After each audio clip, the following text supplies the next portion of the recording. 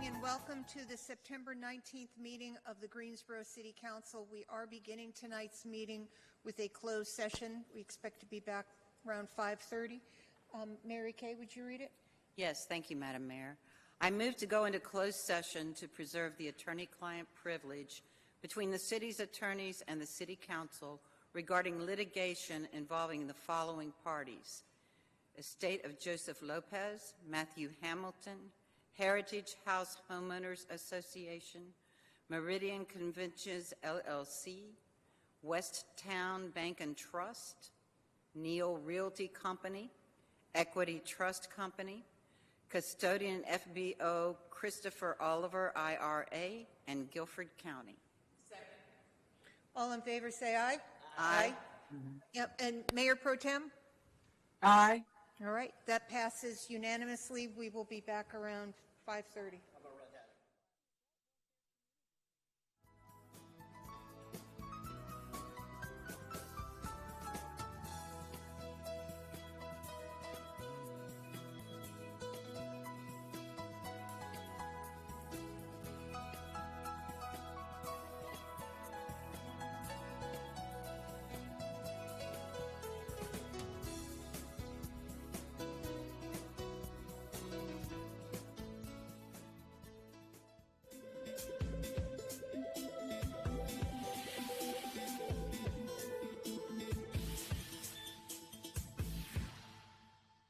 Matt Brown from the Greensboro Coliseum Complex and the Stephen Tanger Center. I'd like to welcome you here to the Corey family Grand View room. I want to thank you also for joining us with us today for a celebration of the amazing success of the second year of the Tanger Center and a look ahead to a spectacular third season of our First Bank Broadway series that begins next week, when we will enjoy the 25th anniversary of the production of Chicago, the smash hit. And we're looking forward to that kickoff. But I think all of you would enjoy an incredible first year that we had this past year: 382,000 people, 251 events, 59 sold-out performances.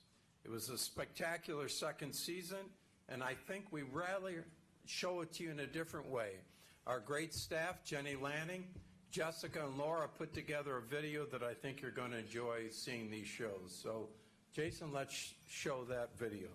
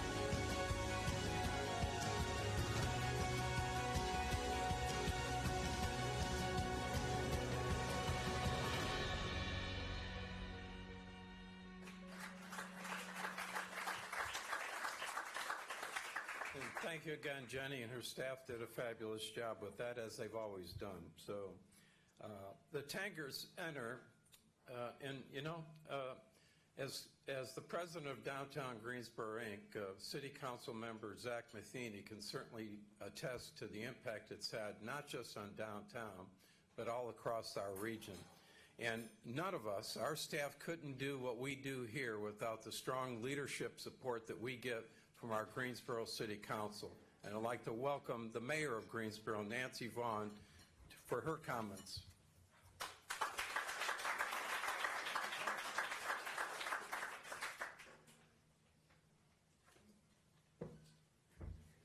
Good afternoon. It is such a pleasure to be here, isn't it? So I want to recognize fellow City Council members Zach Matheny and Hugh Holston. This is a great day to take a look at this past season and to celebrate this incoming season. I'll tell you, I can't wait to see these shows. When I grew up, I'm a northerner, I grew up in Connecticut, we'd hop on the train, we'd go in to see Broadway. And on every birthday, my parents would take me to see a play. And I remember when I was 16, I got to see Chicago. So there might be a little age on Chicago, but the story is timeless. The music is great. The dancing is fantastic. So while we hopped on a train to go see Broadway, to go see all these plays, we have opened all of this up for people right here in Guilford County and in our region. And they are coming.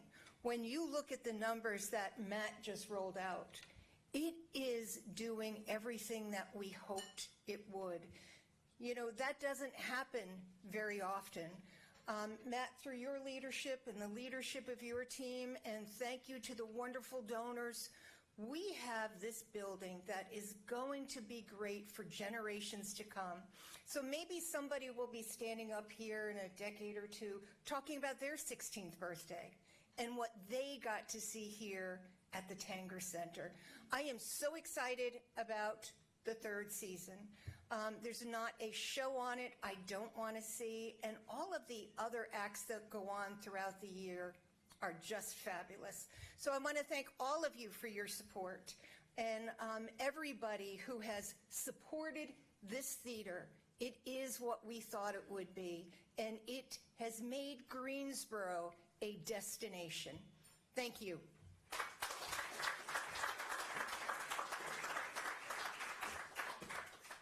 Well, thank you, Mayor.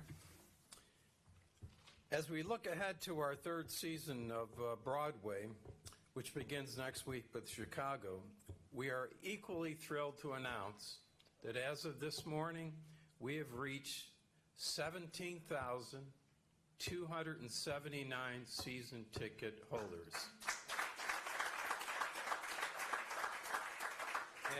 Lynn Singleton will attest to how impactful that is across the whole Broadway industry. But I want to take a moment to recognize our great staff, Director of Ticketing Amy Venable, Allison Kidd, Sadie Smart, and all the great staff here who handle all those details for all those season ticket members. Thank you very much for what you do. And the support that we get from our Broadway sponsors is a key ingredient to our success, and no better than having a partner like First Bank as our Broadway sponsor. We thank you again for being here, Adam. John, appreciate you being here. Terrence, thank you for your participation. And now, let's take another look at what those 17,279, and still selling, by the way.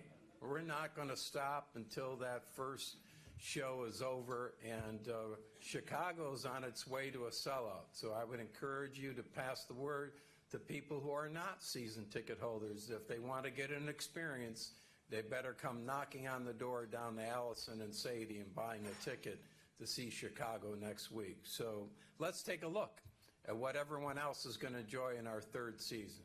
Jason?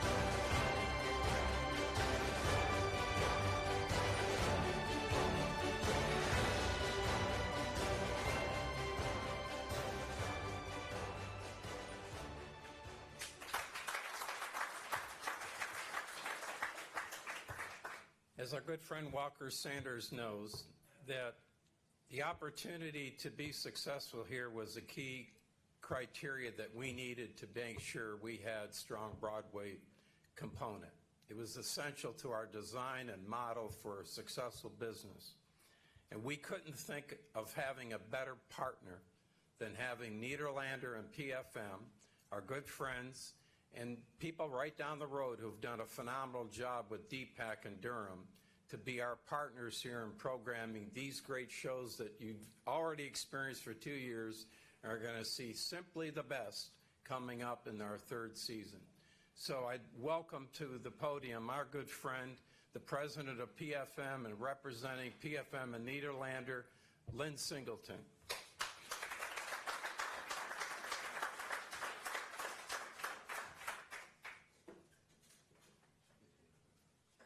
Well, good morning. Good morning. So, little tidbit, which I know there's no sibling rivalry between you and Durham, but you have a larger subscription base than Durham. And actually, Matt and I were having dinner last night, and you're about 140 below where the open year. So Matt and I are probably going to call Scandalies and the Nylanders, and we're going to each buy a third so we can get there. So Jenny, our savant marketing director, Jenny Lanning, calls me, sends me an email a couple of weeks. Now, Jenny is barred from Twitter because she cannot contain herself to 124 characters. So the Twitter mafia has broke her knuckles. So Jenny calls me, sends me an email and says, we're doing a press conference, blah, blah, blah, can you come? And I said, what did I say, Jenny? Will you have cheesecake? Because every time I come here for lunch, you have cheesecake. And today they had chocolate. I don't know, I can't come back. So, but I wanted to talk a little bit about what I call the elephant in the room. And I'm not discussing who's going to replace Aaron Rodgers as quarterback of the Jets, or how Alabama can respond from getting beat by Texas. Awful. And that's Matt. I've known Matt a long, long time. And a couple weeks before this, I got this paper from Greensboro, and they did like Matt's obit. You know, it's like they gave you good, and I suffer from this in Providence, of course, too. They start off with, this is how much he makes, you know, and then, but he did this, and then he yelled at me this. So it's always like kind of a left-hand comment. So I understand that evening, Matt went home, and he was sitting in this nice summer evening with Betty Ann, and kind of reflecting on where he's been and where he's going. And he says to Betty Ann, sitting there, isn't life great? You know, things are going well. The Coliseum responded back from COVID. The Tanger's enormous success. Our kids and our grandkids are all healthy, happy, and hired. That's very important. Did you ever imagine in your wildest dreams, honey, that we would be in a place like this? And Betty Ann looked at him and said, you're not in my wildest dreams.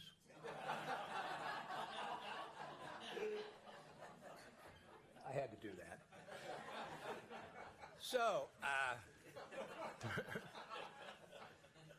a couple of weeks ago, a colleague of mine, an acquaintance, and a bit of a friend, Jimmy Buffett, passed. And Jimmy was quite a special person. I met him in the late 60s or early 70s when he was playing for tips at the Exit Inn in Nashville, Tennessee, which I don't know if it's still there or not. And through the years, we always kind of segued through each other's life. And under Small World, I did a concert in a college gym in Rhode Island in '77, which Randall Kaplan went to, and before Margaritaville, and we basically gave the place away to make it work. But through the years, and I was thinking about it last night about Jimmy and Matt. Now, of course, Matt has much better hair than Jimmy to start with. But they have a commonality. In the 40-some years, they've always been the same person. Jimmy and Matt never adapted. He put his head down, and he said, this is what we're going to do, and this is what we're going to have it do it. And as we all know, mayor, councilors, and commissioners, that's not always easy because somebody has to be the rainmaker. And when he invited me in to meet the previous mayor, whoever it was, for a dinner one night to talk about building a theater here, you know, I didn't know what he was smoking. And so we had the conversation, but he was committed. And you did a study that told you what, you know, financial study from a company that should be arrested. And they projected that this market was worth 6 Broadway shows a year, 5 of them would be weekends, and 1 would be a week. Yeah. So now you're doing, Jenny, how many weeks of Broadway this year? How many? 10 weeks of Broadway. And you are for a secondary, actually, and this probably doesn't work any other way, you're the largest one-week subscription market in the country. Think about that. Now, Matt didn't do it alone, and the next time I came up, he curated what I call SEAL Team 6. He got the mayor, he got the council, he got the foundation, he got Scott, he got everybody on board, and it was one of those things I said, damn it, he's going to get it done. And then we had the little hiccup with COVID, and everybody was all depressed. But, you know, we didn't have a nuclear war. We got through it, and we came out strong. The business itself right now, on the road, candidly, has never been better. There's a lot of pent-up demand, especially in comedy. Book of Mormon, you can't buy a ticket anywhere, and I don't get it. Now, I'm Southern Baptist, so I was sitting in Book of Mormon. I'll digress a little bit. I was sitting in Book of Mormon with watching it at the opening night, and I was sitting to, God rest his soul, Jimmy Nylander Sr., who at the time was, I think, 90. So the show starts, and the show's very much an equal opportunity offender. And about 20 minutes into the show, I'm thinking, if I could leave, I would. And the old man says, kind of sacrilegious, isn't it? And it was one of those moments when it was quiet, and his voice like went through the whole place. So he says to me after, because he never could remember my name, so he called me Providence. Providence. What do you think? And I said, Jimmy, it's either going to run for a week or forever. And I think it may run forever. But thanks to all. I appreciate Matt's support, and on to his next part of his life, and let's do it again. Thank you.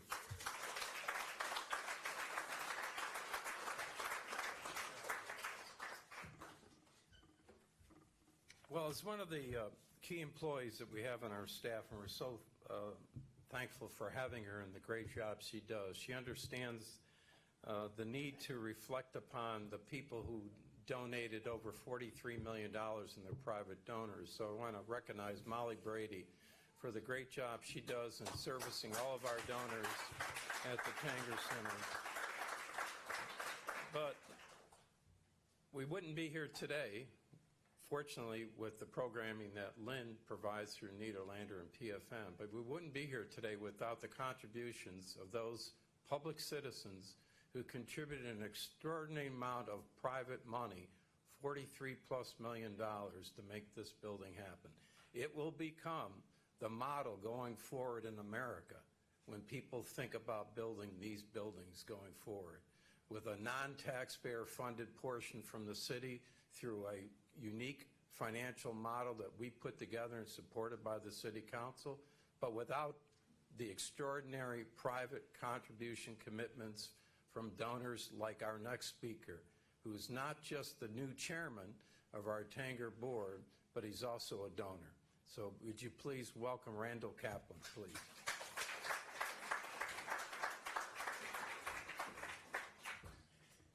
Thanks, Matt. And thank all of you for your contribution to the Tanger Center.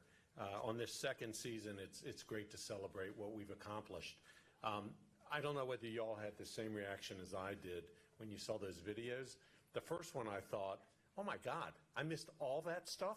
And I thought I was a power user of the Tanger Center. And I will tell you, the shows coming up for this year, I've seen many of them, and my experience, and I don't know if y'all have had the same, for those of you that have seen some of these shows on Broadway, I often think they're better here. I mean, it's clearly better because it's 6 minutes to get to the Tanger Center and 6 minutes to get home. The seats are comfortable, and the facilities, the sound, everything is fantastic. And so I actually want to spend my time just thanking the staff of the Tanger Center. So I just want to say that I want to thank the Tanger team, and I'm going to start led by Scott Johnson, that makes things happen here every day. Think about it. As you come in, it's the people that are in the parking lot. It's the people that take the tickets. It's the people that sell the tickets, that book the events. It is the ushers, the food service, the maintenance, the backstage team, et cetera, et cetera. And I have to say, I think the customer service here is second to none of any event center or theater I've been to anywhere in the country. And they deserve a big round of applause.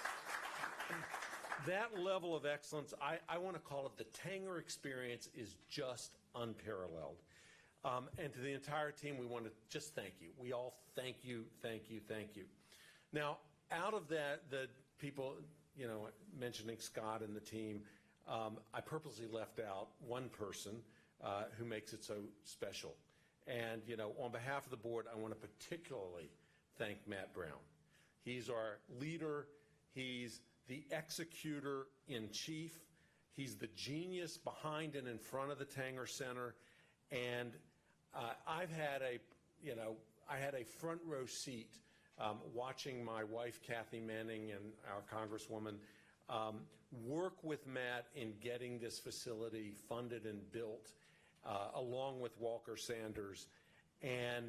But the reality is, the person that woke up every morning and went to bed every night thinking about, how do we fund this thing? How do we build this thing? How do we make it perfect? How are the floors down in the entry hall going to be done? Just making everything perfect, and then creating this semblance of excellence in customer service. It was all Matt Brown. And we just need to say thank you, thank you, thank you. And, it is due to his hard work and vision that all that we've accomplished in the last 2 years, and will going forward, in terms of what it's done to make living in Greensboro kind of next level in terms of entertainment. Look at the restaurants that are opening, the people that are coming here. It's just fantastic. And Matt, along with the Coliseum, this Tanger Center will long be your legacy of extraordinary contribution to Greensboro. So just thank you. There's no other, it's hard to say thank you enough to all that you have done. And as your journey on to your next venture, which I think is also going to be helping us still here with the Tanger Center and the Coliseum, I can only say on behalf of the board, and I think all of the citizenry of Greensboro, we have been blessed to have you in our lives. So thank you.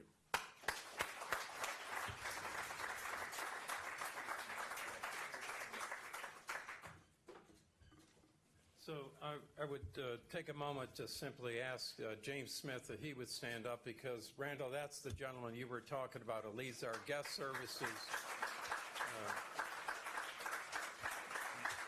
James returned home from the Blumenthal Center in Charlotte and has been an essential part of our success here, and we greatly appreciate his role here at all as well. I would like to recognize we've recently had another election of our chairman of our new Coliseum Commission chairman, Chidi Aquari, and Mark Isaacson is here as vice chair. So I'd like to recognize the support we get from them as well. Look at it, it's going to be a phenomenal. Jenny, you came up with a great title calling it Simply the Best, and I think this coming third season is going to exactly deliver that. So we're going strong and continuing on. Please get the word out to people. If they're foolishly haven't got a season ticket, we're still taking those orders. The staff's willing to work with them and find the tickets and the dates that they need, and we'll get that going. And we want to be able to accommodate people and experience Chicago. And then when people come from Winston-Salem and Forsyth to see the University of North Carolina School of the Arts Nutcracker in December, we're going to be attracting more and more people from Forsyth County and Winston-Salem. So another great addition to our programming this year. So a great season ahead. Thank you all for your participation.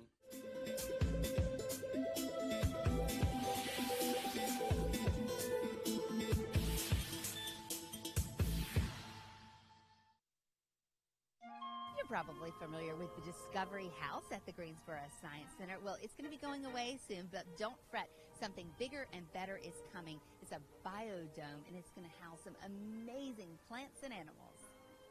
Jessica, we're sitting in front of some plants we haven't seen around here much. Oh, this is actually, we're starting to stockpile some of our more tropical plants. So this is just the beginning phases of our biodome, which is going to be a more tropical oasis. So we have to start collecting our tropical plants. Okay, so tell us about this biodome. Where's it going to be? What's going to be in it? You know, what's the point?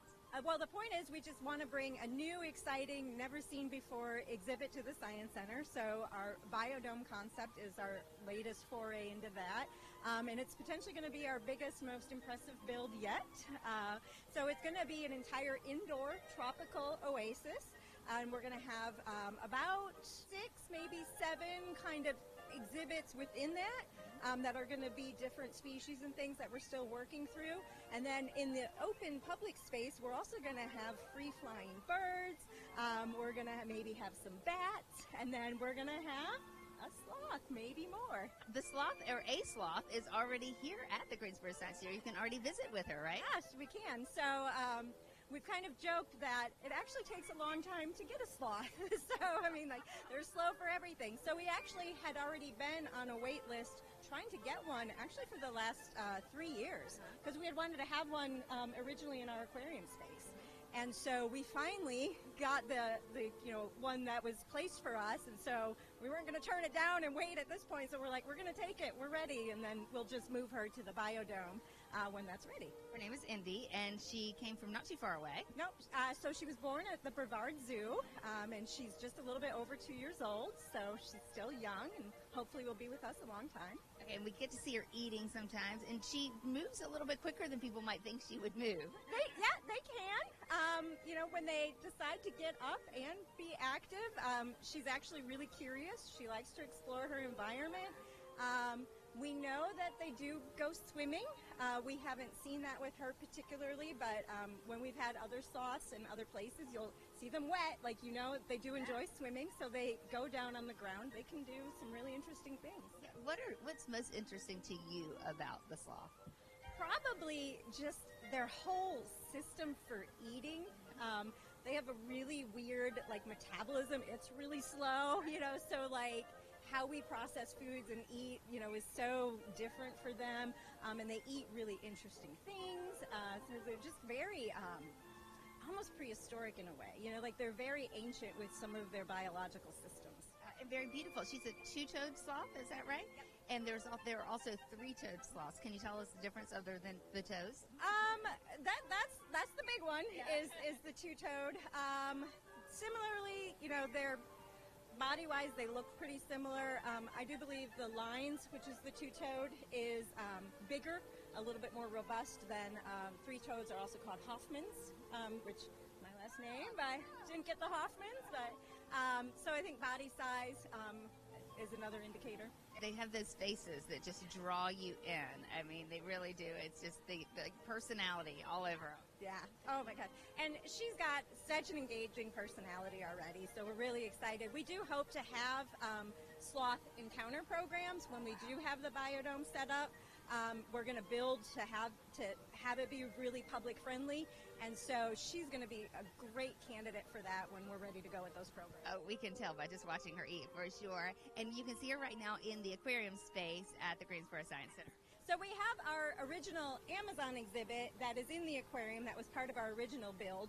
We do hope to move basically that entire kind of exhibit we're building this big new tropical oasis. Of course we want to put Amazon in there. So we hope to actually move all of those animals into that new space. And so she would definitely be a part of that. But it was just a perfect natural exhibit for her to live in right now. So she's with our TT monkeys and our tamarins and our Amazon fish and our freshwater rays. So it's a really nice space for her to kind of hang out for a couple years. Yeah, to get used to things, to get the lay of the land, and she'll be like the old mom when everybody else comes into the new biodome. So we can hear a little bit of construction happening and moving. We're gonna, as we visit the Science Center, we're gonna see dirt moving, things coming down, things going up. Can you tell us where we should look out and where we can watch it grow? So if you're familiar with our outside zoo, as soon as you come out the doors that are take you right into the entrance to the zoo, there's that plaza. Really starting from that entry plaza and then working your way to the right where it was our building called Discovery House where we had small animals. That's the whole site that's going to be demolished for the new biodome build. So we've already made some movements. Our Nile crocodile, we actually already had to move out because it's going to impact the exhibit that was his. So that's going to get displaced pretty soon. But then we're going to start doing demolition throughout there. We're going to put up construction fences. We're going to start moving dirt, and we're going to start building. And when do we think this might be a place to visit? I know the $1 million question. That is the $1 million question. I think realistically we're looking at, kind of from this point right now about a 2-year build maybe. So that's sort of, ideally sooner the better, but probably getting really into starting demolition and construction maybe at the very start of next year. There is always something new to see at the Greensboro Science Center. You can visit Indy 7 days a week at the Greensboro Science Center. Find out more by going to greensboroscience.org.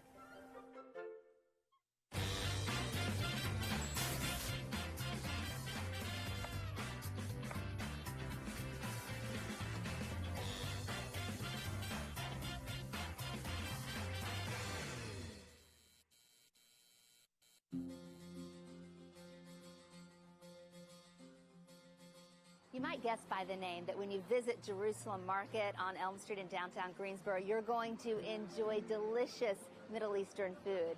But you might not know from the name is that you'll be treated like family. So our father started Jerusalem Market, the grocery store, the deli, in 1989. And frankly, as soon as I could reach the counter, I was helping Dad, just doing what I could, whether it be running the register, just stocking shelves. But we always observed them cooking because my dad loves to cook and my mom loved to cook too. So growing up, we were always around a lot of the food and exposed to the recipes. And we weren't necessarily right there helping, but you got to watch and see what goes in everything. And you learn by, osmosis. You learn by just picking it up. So that was always, it wasn't really asked of us, but we wanted to help in the store. And it really got us going and really just, that's what got us started, with the love of the food and the love of the food, the culture through the food. Growing up, meals were important. We always ate together as a family. Always made it a point on Sundays because my dad worked nights a lot of times running the original store, working night and day. So a lot of times during the week, we'd just be eating with Mom and eating with Dad, and always on Sunday. It was like you had to be there for Sunday dinner. But it was, mealtime always meant just basically sharing your day and sharing some food. We made it a point to sit at the table, and when you're younger, you don't always appreciate that, but it's really awesome, and I'm glad that we were kind of forced in a good way to do that. But cooking was always important in our family. A lot of us, a lot of my family likes to cook and would always bring food over. A lot of times we had aunts and uncles that lived close proximity. If they made a dish that they had extra of, they'd always bring some to share. And that's always part of the community too, just sharing the food and sharing, if you got it, you share it, and that's what's cool. So just working with our dad all those years, we always had a limited kind of menu at the deli there, and it was something we wanted to expand on because there's so many recipes like the one I shared with you earlier called mashi, kusa mashi, which means stuffed squash. It's yellow squash, like a spring squash, hollowed out and stuffed with a meat and rice, like ground lamb and beef, mixed with just basically white long grain rice, cooked with spices, and then you stuff the squash in there, and you can cook it in like a light tomato sauce or even a yogurt sauce, and you just eat it like that. Get a few squash on your plate with the sauce, and you get that way you get the sauce when you cut it open on the rice, and you could even if the season is right, have really small grapevine leaves that you blanch really quick, and then put that same meat and rice mixture into and roll them. And that was a really special thing because you didn't have those all the time, and that was something like almost never made it to the table because everyone would end up munching them as the other food is being ready. Like the stuffed grape leaves were sitting there, and everyone just kind of squirreling them away. So yeah, that's my personal like favorite thing growing up, and still really to this day actually. Another favorite dish growing up, it was something very special called msaken. It's a Palestinian roasted whole chicken, or even use Cornish game hen if you want to be really fancy. But it's served with a highly reduced mixture of sumac.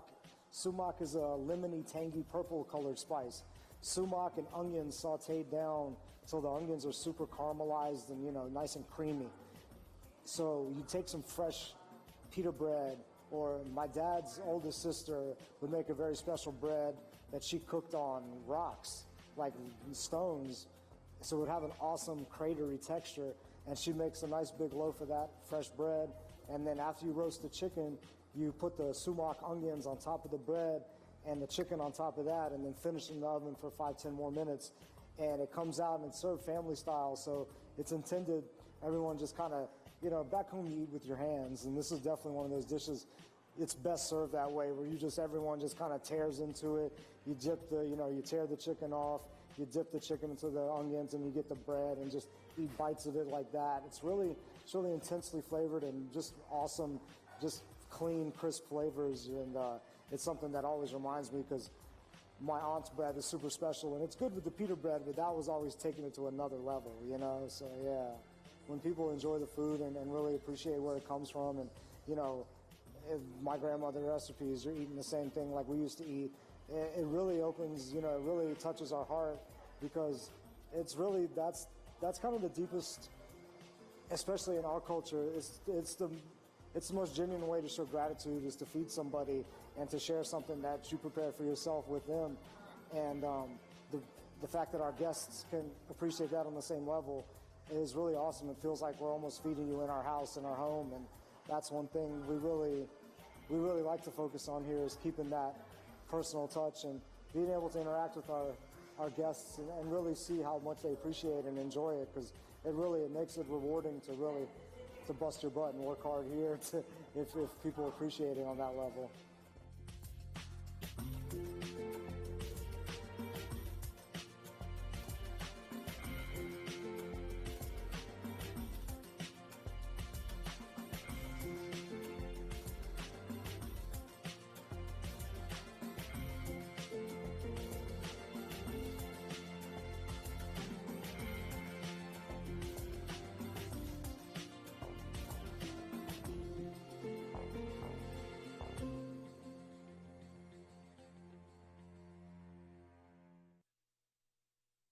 There's a new way to get around downtown Greensboro. The Hopper Trolley is rolling on the streets.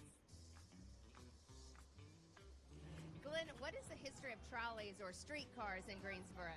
So the earliest streetcar we know about, Rosemary, was in 1892 when the first horse-drawn or mule-drawn streetcars were operating around small routes up and down South Elm Street. Okay, but then in the 1900s that changed. Yeah, it expanded around, starting in 1902. They actually installed electrical lines, right? So these are streetcars that are operating with overhead power.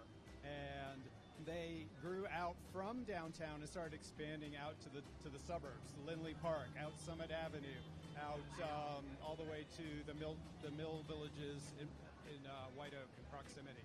So it was really how people were getting around. Yeah, it was really trying to expand this idea of what was Greensboro, right? I mean, we're a very centralized city with this kind of strong spine that runs along South Elm Street. But there were entrepreneurs like J. Van Lindley who was like, bring people out further out west to Lindley Park. And they actually, one of my favorite things is they built amusement park out of the original Lindley Park. There was a draw. That was the streetcar was accompanied, ran the amusement park to bring people out, set Spring Garden Street all the way to where they had a lake and a casino and ballroom dancing and all sorts of wonderful things that went on in Lindley Park. So why did they go away? Why did they go away? That's a good question. I think in some ways they were a victim of their own success, right? Because they stretched out Greensboro into these neighborhoods and, miles from the core of downtown, and people were able to build houses. And then automobile culture, right, comes along. We've got great streets, and it supposedly took about 2.5 hours to ride the streetcar from Lindley Park to downtown. Yeah, you could almost walk as fast, right? So it was, at that point when people were able to have more and more of their own cars, shopping centers are growing up on Summit Avenue and other places. I think the demand was really decreased. But originally, in the early 1900s, we read numbers that show remarkable numbers of ridership. And really, that's what we're hoping is going to happen now. So they're back as of 2023 in downtown Greensboro, and the idea is to see fewer cars in downtown and more trolleys and more people walking. I think it's great, and it reconnects people with history, too, right? Because it's a way that people can really easily and without any cost to themselves and conveniently, because these things are coming right every 5-7 minutes, to be able to go up and down and learn about the history of Greensboro, as well as see fantastic places like the Greensboro History Museum or the International Civil Rights Center and Museum, Blandwood, the Children's Museum, all these great attractions, the parks, the restaurants, all this wonderful stuff that's in downtown Greensboro. Yeah, you work in downtown Greensboro at the History Museum, of course. So how do you see yourself using it? I'm certainly going to hop on when I need to get down to South Elm Street. If I'm going to go for a bite down there, or it's just a really hot day. It's it could be a lot of fun just riding around and going up to if I need to get to the Hoppers game right at the end of the day on a Thursday, right?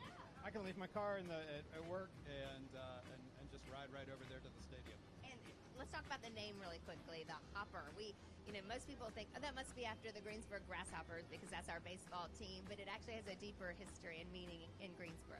Yeah, the Grasshopper was a particular kind of cannon that the Continental Army used at the Battle of Guilford Courthouse in 1781. So, as a lot of people know, it was a battle that the American forces lost, but General Greene's forces did enough damage to Cornwallis that he was limping around by the end, and by the time he got to Yorktown, George Washington was ready to take care of him, and it was really a culmination at the end of the American Revolution. I always learned that it was where we lost the battle but won the war. That's what I hear too. So, and our friends at the National Military Park out there at Guilford Courthouse can show you all that fantastic stuff too. All right, so Haley, why did you jump on the Hopper? I was walking down the street and I saw the QR code for the trolley, and I thought, why not just try to ride the trolley? And I've never been to this city, so I decided it was a good way to kind of take a lap around. You're from where? Tampa, Florida. And what brings you here? I'm a flight attendant. I'm on a layover. So what's it like being the very first passenger on the new Hopper trolley? It's awesome. This city's great. Everyone's so welcoming, and it's fun. Well, welcome to Greensboro. We hope you come back and tell your passengers. I will. Let them know. Thank you. Want to hop on? Look for these signs around Elm Street in downtown Greensboro. There are about 14 stops between Fisher Avenue and just south of Gate City Boulevard. The Hopper trolley operates Thursdays through Sunday. You can pick it up about every 7 minutes. And hey, the best part about it, it's totally free. Find out more about it by going to greensboro-nc.gov and search trolley.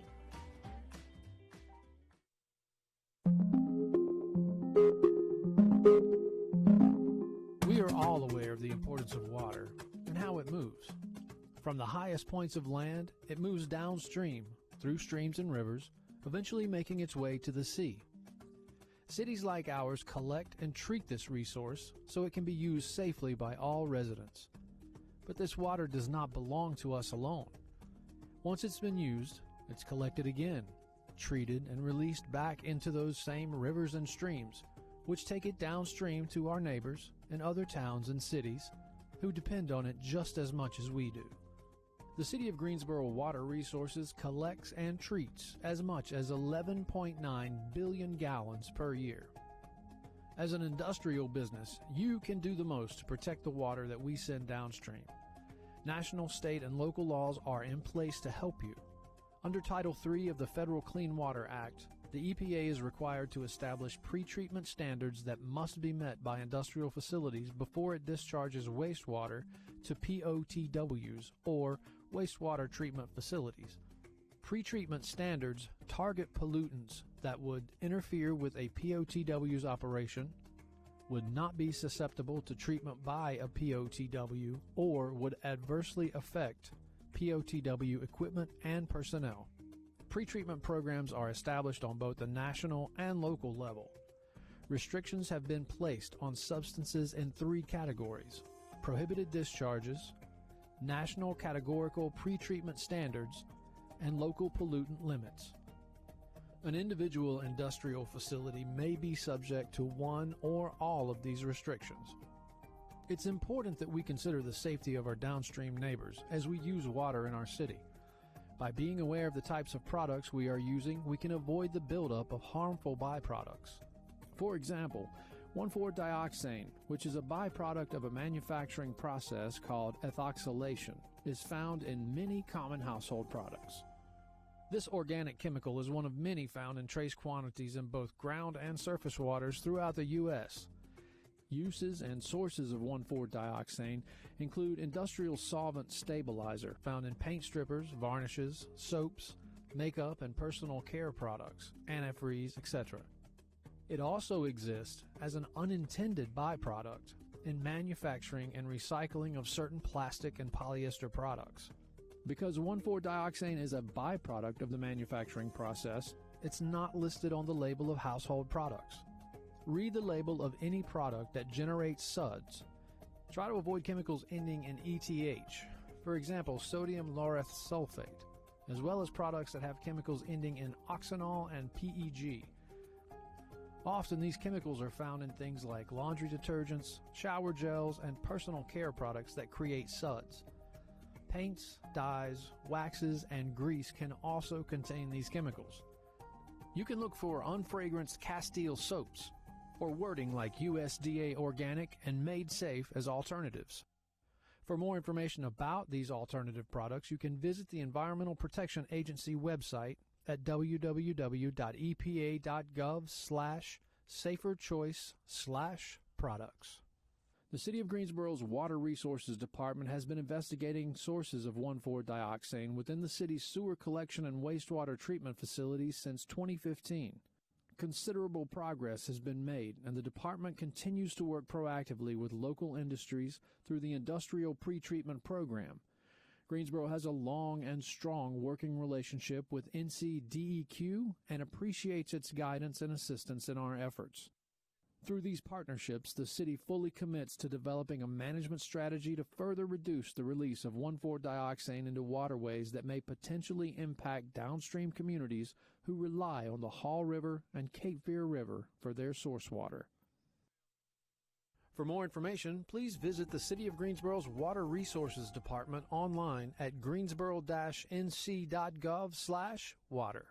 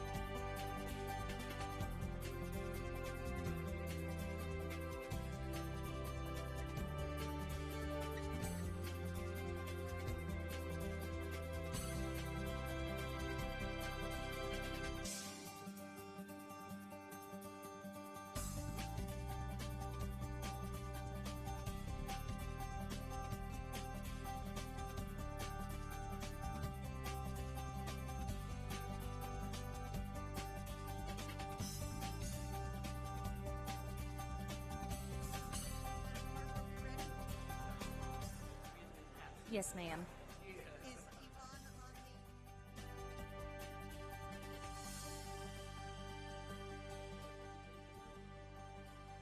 the... Good evening. Welcome to the September 19th, 2023 meeting of the Greensboro City Council. We are in the Katie Dorsett Council Chamber. People wishing to speak must sign up by 6 o'clock by using the QMinder kiosk just outside the council door. Please see the courier for assistance. Let the record reflect that all members are in attendance. Mayor Pro Tem? Yes. All right, so that is all of us. She is by Zoom. Please silence any electronic devices. If you must take or make a call, kindly do so from outside the chambers. We will begin tonight's meeting with a moment of silence.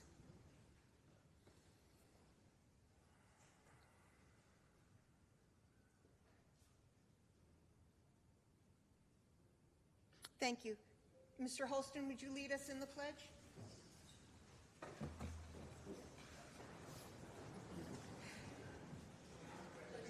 To the flag of the United States of America, and to the republic for which it stands, one nation, under God, indivisible, with liberty and justice for all. Madam Can Mayor. I have a motion to return to open session? Motion to return to open session. Moved by Mary Kay, seconded by Tammy. All in favor, say aye. Aye. And that passes 9-0.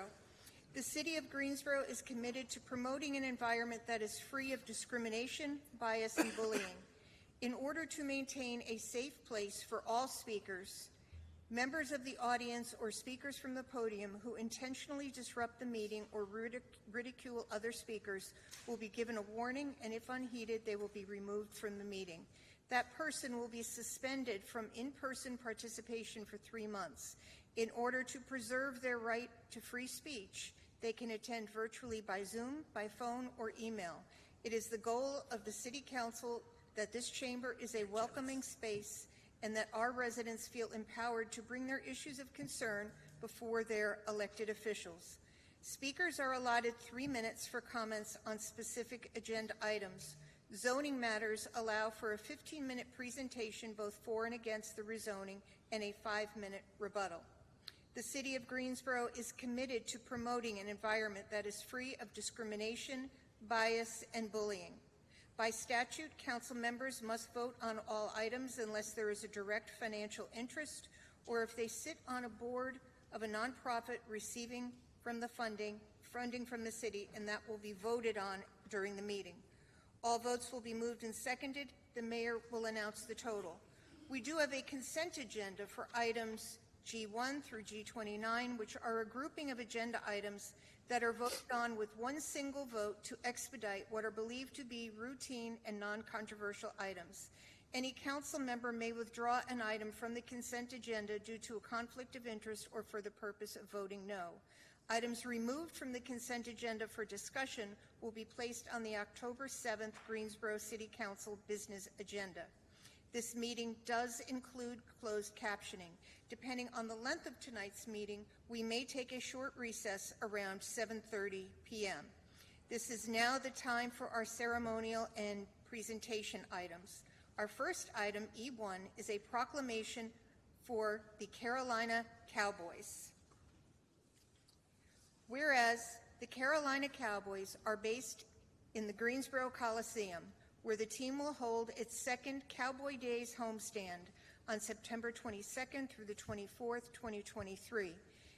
The 8th event of the 10-event 2023 PBR Professional Bull Riders Team Series regular season. Whereas the Cowboys are coached by PBR co-founder Jerome Davis under the leadership of General Manager Austin Dillon, and who was also the 2018 Daytona 500 champion. The team is now co-owned by Richard Childers, who leads one of the most respected organizations in NASCAR, with nearly 400 team members supporting full-time operations in the NASCAR Cup Series and the NASCAR Xfinity Series. And whereas, as a car owner, Childress, who who was inducted to the NASCAR Hall of Fame in 2017, has earned more than 200 victories in NASCAR's top 3 series, 16 championships, 3 Daytona 500 champions, and 3 Brickyard 400 champions. Whereas Childers is a businessman, philanthropist, and conservationist. He loves wine, the outdoors, supporting the military, and investing in America's youth. And whereas the PBR Sports Series, which launched in July 2022, builds on the existing structure of professional bull riding with the same basic rules for judging and scoring, qualified 8-second bull rides. Whereas the Cowboys are the Carolinas' first ever professional bull riding team competing in the PBR Series, which transforms bull riding from an individual to a team-formatted competition. Now, therefore, I, Nancy Vaughn, Mayor of the City of Greensboro, do hereby proclaim September 22nd through the 24th as Carolina Cowboy Days. And it is my pleasure I want to point out that we do have the Carolina Cowboys team here today, and they will be in our great city for the next week. And I'd like to ask Jerome, Richard, and Austin if they would like to come to the podium. I'll give you this proclamation.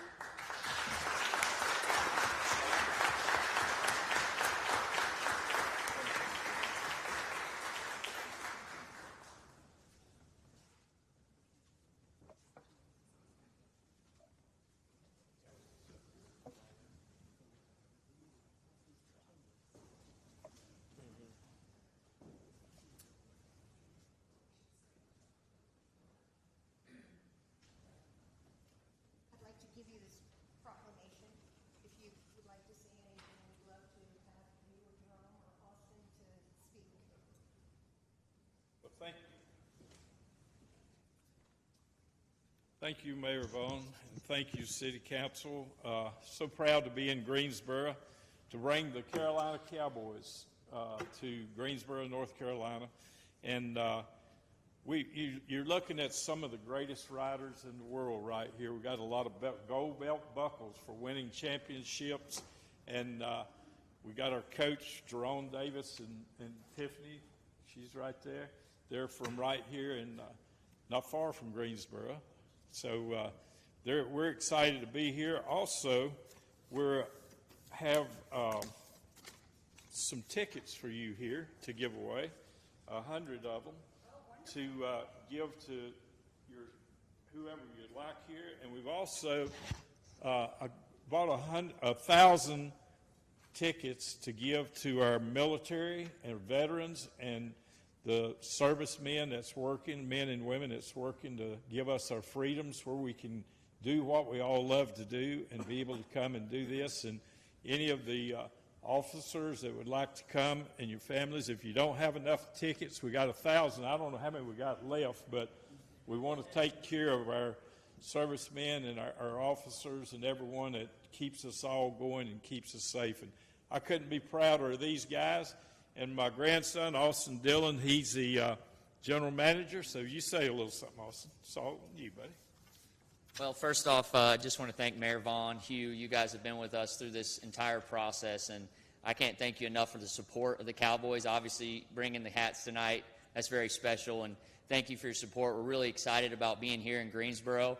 Our event theme is the Cowboy Way, and we want everybody to feel welcome and come out and learn about the Cowboy Way. These guys are the toughest men on earth, and they'll be fighting to stay on bulls that weigh 1,700, 2,000 pounds this weekend, Friday, Saturday, and Sunday night. And God willing, by the end of it, we'll become the champions of the PBR Team Series. That's our goal. And we just thank you for your support being at Greensboro. We want to paint the town Carolina Cowboy blue this weekend. Our first night, Friday night, is a whiteout night, so wear your white to the event and come out and support. We'll have rally towels. We want to make it a home field advantage here in Greensboro for our Cowboys. But thank you for all you do, and I'll hand it over for our coach if he wants to say a couple things. Jerome and Tiffany are from Archdale, and they have a rodeo on Wild West Wednesdays. Yeah, we can pull it down. Very slowly.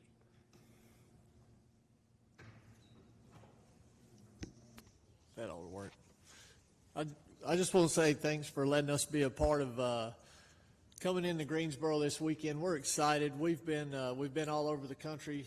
We was in Ridgedale, Missouri last weekend, and the Carolina Cowboys was 2 seconds from bringing home the championship. So we're feeling really good rolling into Greensboro this weekend. And the guys that you're looking at, Richard and Austin, has got the best guys in the world here. We've got guys from Brazil, the best world champions we could get our hands on. And our team for Greensboro is a team y'all should be proud of. They're an awesome group of guys, and I feel really excited about this weekend. So thank y'all for making us feel at home here in Greensboro. And we're going to really try hard and bring home the championship this weekend. So thank y'all a bunch.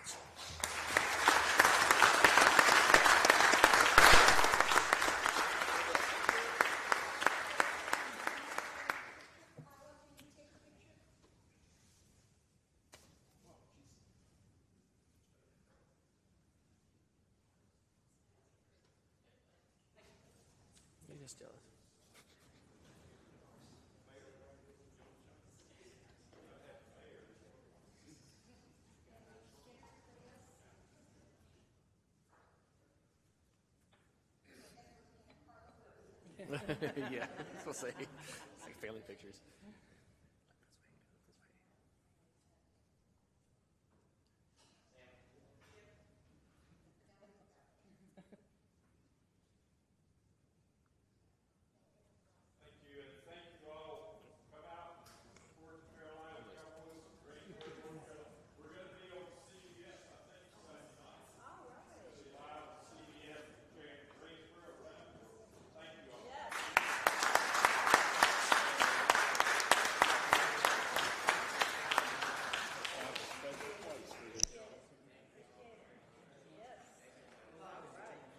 Just to add one more thing, if you want to learn more about the PBR teams and the franchise, if you go online to Amazon Prime, you can watch The Ride, which is a show on our first inaugural season. It's a great show, a great watch. So, thank you.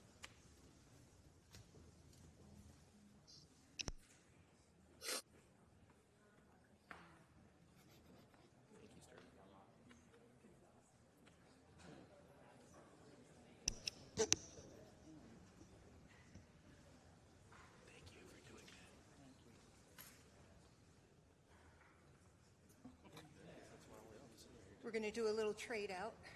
No. Madam Mayor? Madam Mayor, Yes, Mayor Pro Tem? make sure you keep my tickets. I will. I'll put 2 on your desk.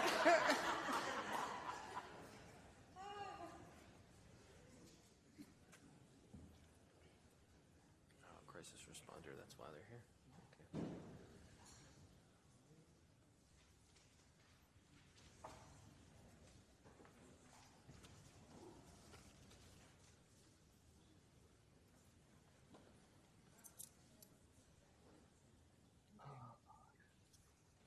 Now we are on item E2, which is a resolution recognizing the week of September 18th, 2023 as National Co-Responder and Crisis Responder Week. Mary Kay? Thank you, Madam Mayor. Whereas the City of Greensboro works to address the rising demand for mental health and substance use services, whereas mental health and substance abuse challenges can lead to homelessness, incarceration, and emergency room visits, which are more intrusive and costly for communities than earlier interventions and connections to behavioral health services. Whereas the City of Greensboro has recognized the need for additional resources for individuals experiencing mental health crises and identified the co-responder model as an emerging effective practice. Whereas the Behavioral Health Response Team was established in 2020 to partner mental health clinicians with law enforcement officers to respond collaboratively to individuals in crisis. They also provide the right intervention at the right time to avoid arrests, emergency room visits, and repeat 911 calls by connecting to appropriate resources.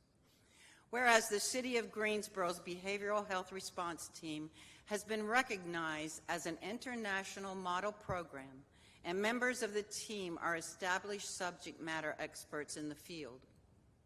Whereas the City of Greensboro's behavioral health response team includes mental health clinicians, specially trained police officers, and an outreach coordinator who provides clinical triage and connections to appropriate resources like counseling, medication, housing, and other basic necessities, further reducing the need for unnecessary first responder interactions and hospitalizations.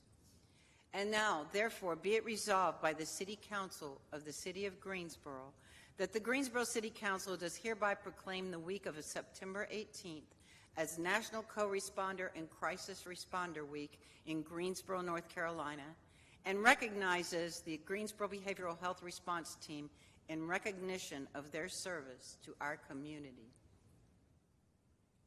Thank you. I would like to make the motion. Yes, thank you. And seconded by Mrs. Hightower. Council, please vote. Mayor Pro Tem? Yes. And that passes 9-0.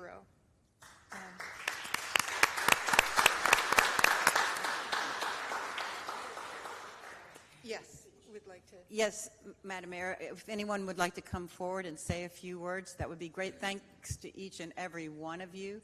And I know there are several people here in support as well, so thank you all. And we would like to get everybody to come up for a picture. Yes, Mayor Vaughn. Definitely. Mayor, as they approach, I just want to take a moment to recognize what council has allowed us to do as employees. About 4 years ago, we started this process, which was unorthodox.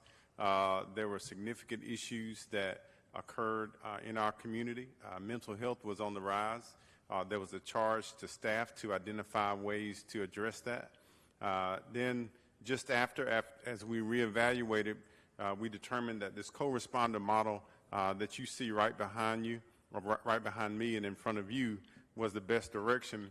And I want to say thank you to you all as a council because you trusted us. You gave us the opportunity and the resources to have what is a true national model. It kind of gives me chills to see this type of staff behind us that's dedicated to this effort. And every city does not have a council that supports this effort. This is important to our community, but more importantly, it's important to people that are experiencing this type of issue in our communities to have these folks that respond with the expertise and the ability to provide them with the service that we need. So thank you very much, and I think Letitia McNeil, who is our manager of our Office of Community Safety, is going to give a few words. But I want to say thank you to all, and please, everyone, give a hand to our police officers and our clinicians who responded.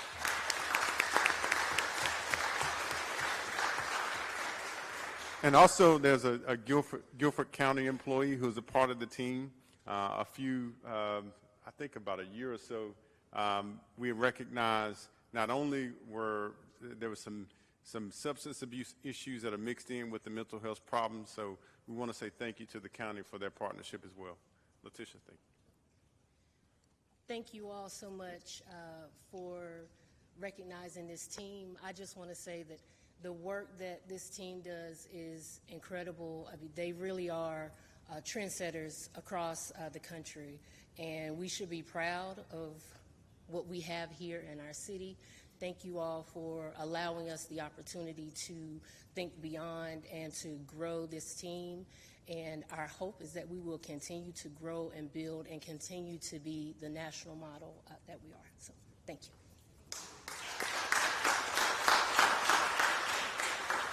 I do want to recognize Letitia had a meeting with her counterpart from the county last week over on Maple Street with a lot of the stakeholders to see what it is that we can do for gun violence prevention.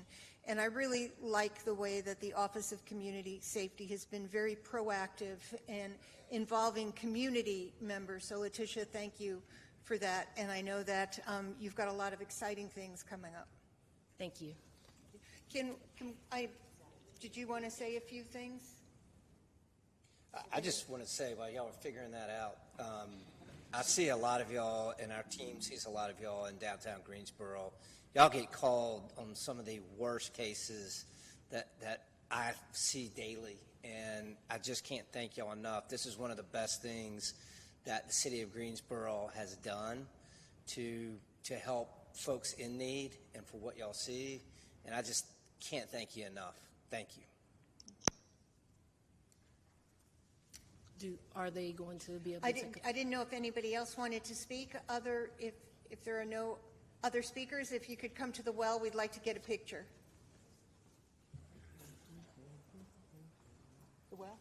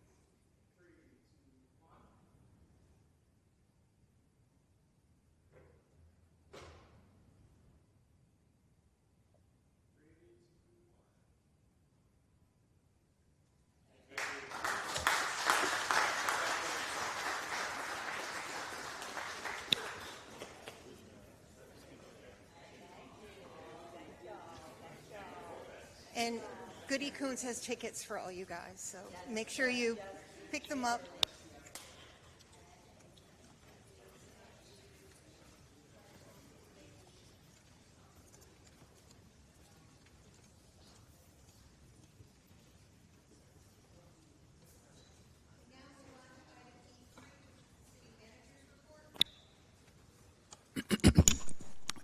Good evening. Thank you, Mayor and Council. I just have one announcement to make. The last two proclamations are awesome. This is not a proclamation, but really some kind of good news for one of our directors. I'm pleased to inform you that our planning director, Sue Schwartz, was actually elected by our colleagues to be the president-elect of the American Planning Association. That news is just off the press. The American Planning Association is the largest professional organization that's focused on the excellence of planning and the standards for professional planners. I've been a member myself now for about 30 years, and I know that it's a major organization in our country. Sue will start her term as president-elect on January 1st, 2024, and then she will assume the duties of the president of the American Planning Association on January 1st, 2025. That's a first for us as a city, so thank you.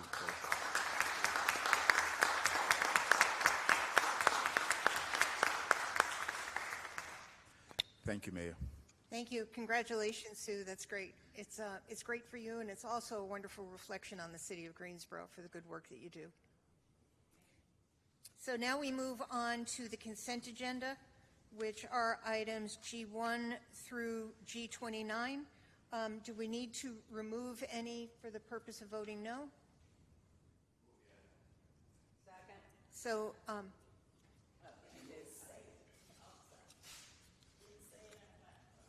right. Moved by Mr. Holston, seconded by Dr. Wells. Council, please vote.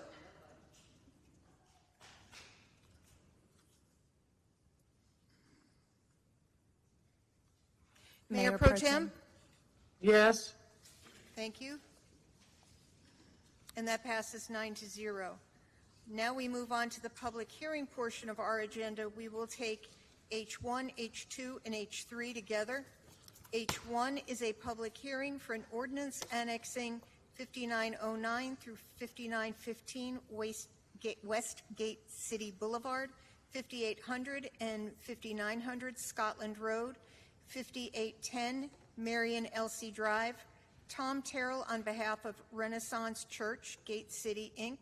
Item H2, public hearing for an ordinance for original zoning for 5909 through 5915 Westgate City Boulevard, 5800 and 5900 Scotland Road, and 5810 Marion Elsie Drive.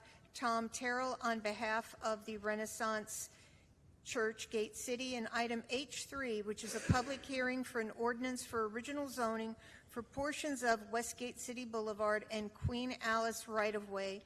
Tom Terrell on behalf of Renaissance Church, Gate City, Inc. Mr. Kirkman?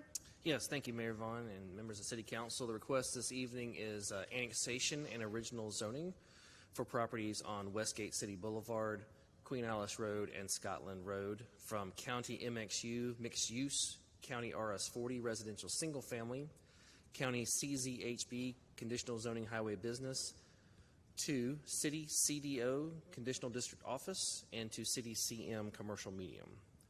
North of this request is currently zoned City CDCM, conditional district, commercial medium, and County RS40.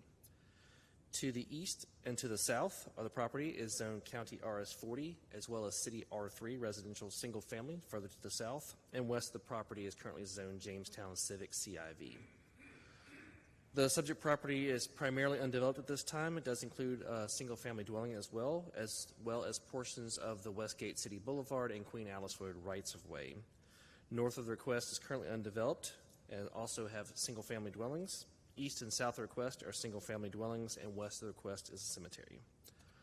The subject properties are designated both commercial and residential on the future land use map of the comprehensive plan, and as urban general and within an urban mixed-use corridor on the future built form map of the comprehensive plan. There are a number of conditions that are associated with this request. I will bring to council's attention the applicant wishes to make an amendment to the condition number 2 this evening to add some additional information, specifically that the height of fencing that is adjacent to the parcel known as 5804 Scotland Road shall be 8 feet in height, which is an increase from the current 6 feet that was advertised with the request. Additionally, they want to increase the planting rate on the southern boundary of the property to include 17 evergreen shrubs per 100 linear feet. So I will pause for council to accept those 2 changes. Move to accept those changes. All in favor? Moved by Tammy, seconded by Hugh. All in favor say aye. Aye. Mayor Pro Tem?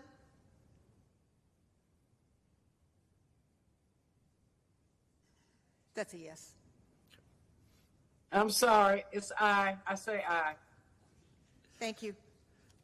And there are additional conditions as well that were advertised as part of this request. Staff has concluded this request is consistent with the comprehensive plan and are filling in our framework goal to ensure every neighborhood is safe and has convenient access to first-rate schools, services, shopping, parks, and community facilities. And the proposed conditional district office does allow uses that are compatible with the existing commercial, civic, and residential uses located on adjacent tracts. And staff is recommending approval of these requests. The Planning and Zoning Commission heard these 3 requests at their August 21st meeting. There were 2 speakers in favor and 4 in opposition. The commission did vote to recommend approval of all 3 items, and I can answer any questions. To the conditions and put those back on the screen, please. Yes, ma'am. Start with the first one, or? Yeah, there's a lot of them. There's 2 slides.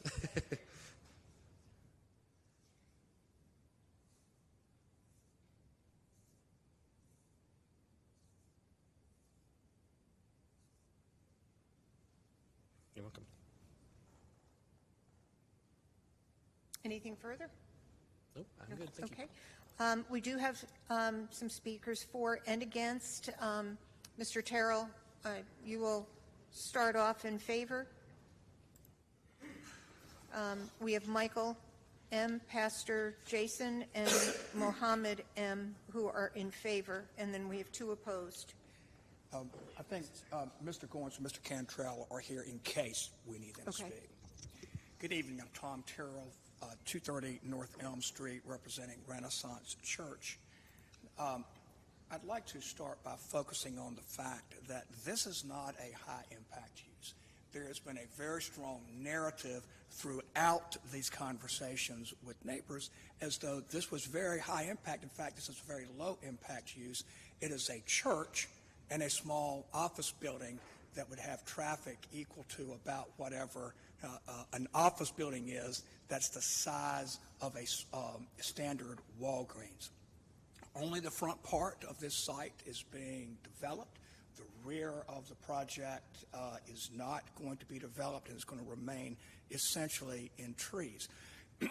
Now, this is a low impact use where a high impact use would be expected, and where a high impact use is actually being called for by the planning documents adopted by this council. This city council has declared Westgate City Boulevard to be a commercial corridor. It is a 6-lane divided major thoroughfare. It is controlled access. It's actually 8 lanes right here. There is commercial, heavy commercial, to the northeast and to the southwest, and it's at a signalized intersection. So in other words, this is where you put high impact commercial uses. This is where the property is, and except for my crudely drawn arrow that shows you that the city's comprehensive plan corridor right there. I didn't write the word commercial. That is done, was done on the plan. Now, what does commercial mean? Commercial actually, by our comprehensive plan, means a lot of things that generate a lot of traffic. Restaurants, entertainment, hotels and hospitality, community assembly halls. This is a Sunday-focused use and a small office building, so much less impactful than that. Here is again is an aerial from GIS showing the site, and I'll show you in the next slide that only the first part of this is being developed. The issue that has been debated and discussed among neighbors is that neighbors have been adamant they do not want a single car exiting this site and turning left onto Scotland to go back into a residential neighborhood. This has been designed by Davenport Engineering. Mr. Frank Amenian with Davenport is here. If you have any questions about how traffic through this design cannot turn left and is being prevented from turning right to go into the site, Mr. Amenian can answer that questions. I actually was here the first time this came through to City Council. I was representing another client, and I heard the presentation, and I remember that the use of the rear properties was an issue. And there were questions by council members, why were these not restricted? Because they were shown to be residential. Well, now they are restricted. And I've outlined these in blue so you can very clearly see the restricted parcels. This visual right here probably best shows you the restrictions and the conditions that Mr. Kirkman had up here. There is a hashed dividing line going down the middle and language that says no elevated structures. Mr. Cantrell did this. It's, I think, the most simple and compelling visual we have. And except for a drainage swell going through the middle of the rear tract, there shall be a tree preserve. It shall remain, as you see it right here, undisturbed. Right beneath that, Mr. Kinley has asked for an 8-foot fence. He has got an 8-foot fence, and then where you see 2 times buffer, it's actually more than that, but you just approved adding 17 shrubs along with the evergreens and the canopy trees. That's for the neighbor who lives across the street right there. There are other restrictions on lighting, signage, and hours. I think this is probably the only office building in Greensboro that will be restricted by office hours through zoning. And then there have been numerous communications. This is, in fact, this is one where pastors Michael and Jason Goins have been living this project. They have been highly communicative.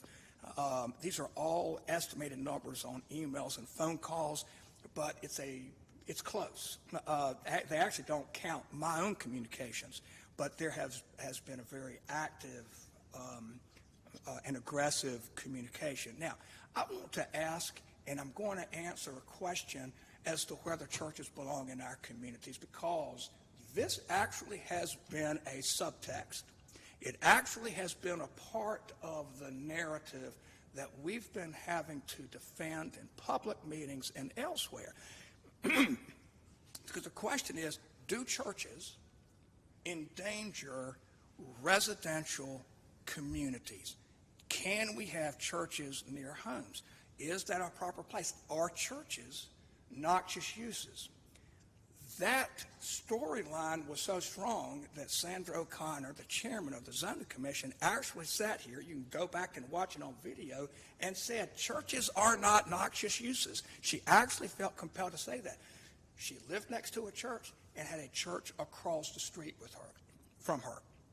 But the person who knocked that out of the park with a great insight was Commission member Catherine Magid, who drove to different churches that were surrounded by homes, and she gave us examples and said churches do belong in our residential communities. The first example that she gave was Beth David Synagogue. This is the synagogue where she grew up. I know people in that neighborhood surrounding it. Many of you do too. I don't think there's a single person who will tell you that Beth David Synagogue is a bad use. It is actually a mainstay in that community. She mentioned her current synagogue, Temple Emmanuel, surrounded by residential. It's perfectly placed. It's a wonderful community gathering spot, but you don't hear people who live near there saying it should never have been built. This is New Zion Missionary Baptist. Dr. Wells, this is in the southernmost part of your district. I know people who go to that church. That church has members who do a lot of important things in this city. I don't know what happened. I'm sorry, did I just say something wrong? I apologize. I'm not sure how that happened. Okay. But this church, again, is another mainstay in its community, and there are homes all around it. This is Our Lady of Grace in School. Ms. Hoffman, this is in your district, just down on West Market. It has a school. That traffic is out there waiting to get in, but you don't hear people calling you up to complain about it. When I show you this, it's not just a church, but right next to it is St. Andrew's Episcopal, and right across the street, pardon my crude drawing, is First Christian's Church. 3 homes surrounded by a sea of residential uses, and all of these churches are connected to, with, through, and from residential communities that are going to them. This is New Light Missionary Baptist Church. It's right across the street from Dudley High School.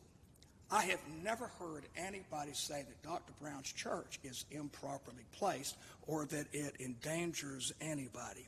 I'm really proud to show you this. This church is Glenwood Presbyterian. It's in Ms. Hightower's district. My daddy grew up going to that church, and they walked on Sundays from Terrell Street to this church. It's a very humble community. I've been to... I'm sorry? Well, I should have said that, Ms. Hightower. But I have been to many family funerals, weddings, church events at this church. You can't get to it without going through a community. And finally, Mr. Matheny, this is your district. This is St. Pius Catholic Church. Again, surrounded by a multitude of uses, and it's wonderful. Let me address, before I sit down, one other thing. I feel like I should say this every time I stand here, but more cars is not a bad thing. In fact, fewer cars is a bad thing. We need more cars. We have people who come into Greensboro to the Tanger Center, to the Civil Rights Museum, to the Coliseum, and they use our roads. They can't get there. If people quit coming to these places, it's a bad thing. We want more people coming to the Tanger Center because it shows that we have cultural vibrancy. We want more people getting into their cars and using our streets and using our roads and going to our offices and office parks and our employment centers because that shows that we have economic vitality. And when those people quit getting into their cars and driving to these employment centers, that's not a good thing. That's a bad thing. It's also a bad thing when people quit driving to our restaurants and our shopping centers. We want more people on our roads going to those places because that shows that our commerce is strong. And I'll close on this point, is that I never thought I would ever stand at this podium or actually any podium anywhere defending cars on our roadways taking people to church on the Sabbath. But that has been an underlying complaint about the traffic that would be generated by a church on a major thoroughfare. We need more people going to churches. They are a major part of the moral fiber, not just of this community, but of every community. We thank you for your time. We're glad to answer any questions that you might have. Thank you. There's a little more than 3 minutes remaining if any of those in favor wish to speak. If not, we'll move on to those in opposition. Okay, I have 2 people signed up in opposition, Sarah S. and John B.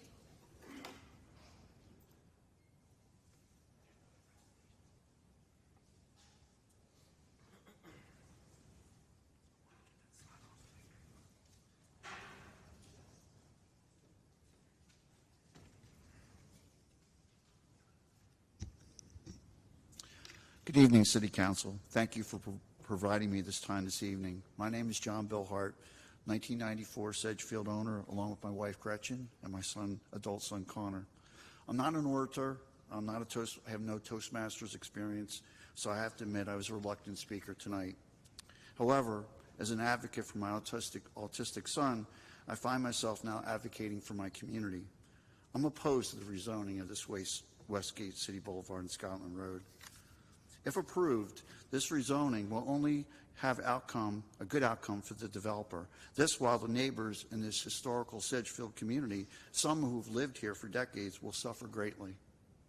The initial request by the developer was turned down by City Council at the June 20th meeting. It was turned down due to the developer's lack of communication with the neighborhood about the project, as well as not considering any of the restrictions and conditions of the neighbors that we asked the developer for the project.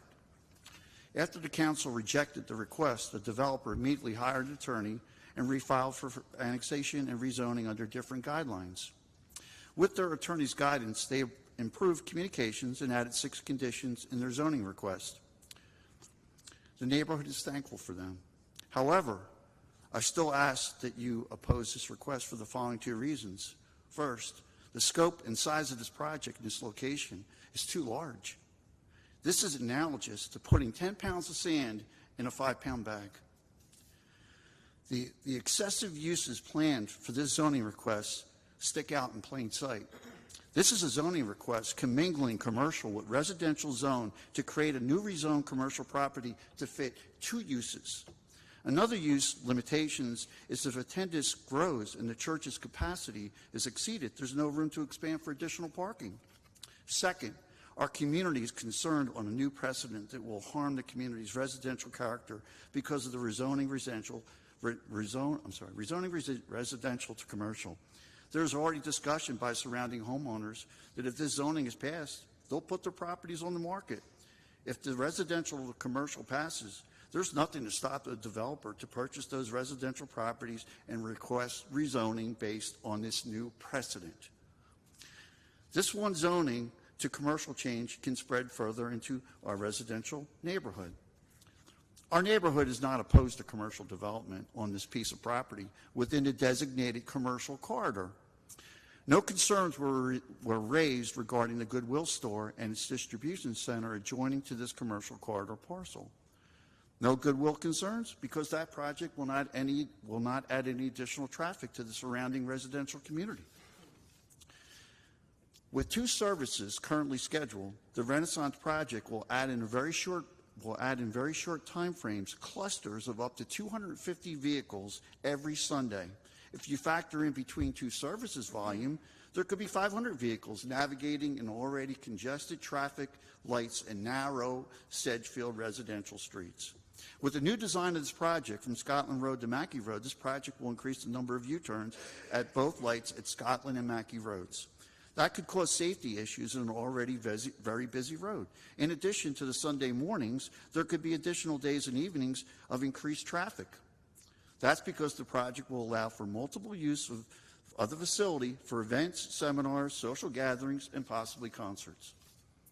The applicant added a condition to design access to Scotland Road to prohibit right and left out movements. Yet, in the design presented at the Zoning and Planning Commission, it appears there is still right access into the property off of Scotland Road. Though it is a final design, however, it looks like the main access to the project is still off Scotland Road, as we have not seen a design for the access off Queen Alice. This Scotland feature will cause congestion and safety issues on Sprucewood Road, which is a small, unmarked, curvy road with several blind spots.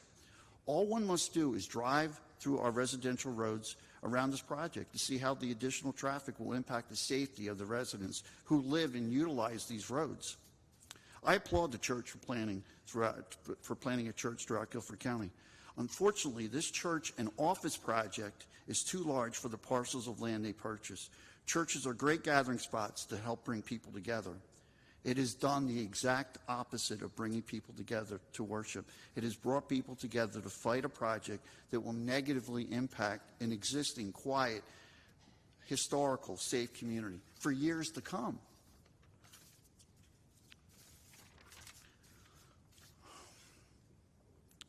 If it was just a church, I don't feel I would have met the opposition it has. However, the 24/7 office building, the project, some might ask, if more emphasis on revenue over worship. I ask for your no vote on this project. This project only benefits the developer. At conclusion, I ask the council to vote no, that the developer seeks another location that suits its growth. This way, we can keep a historical residential community a safe and enjoyable place to live. Thank you in advance for your consideration to oppose this request.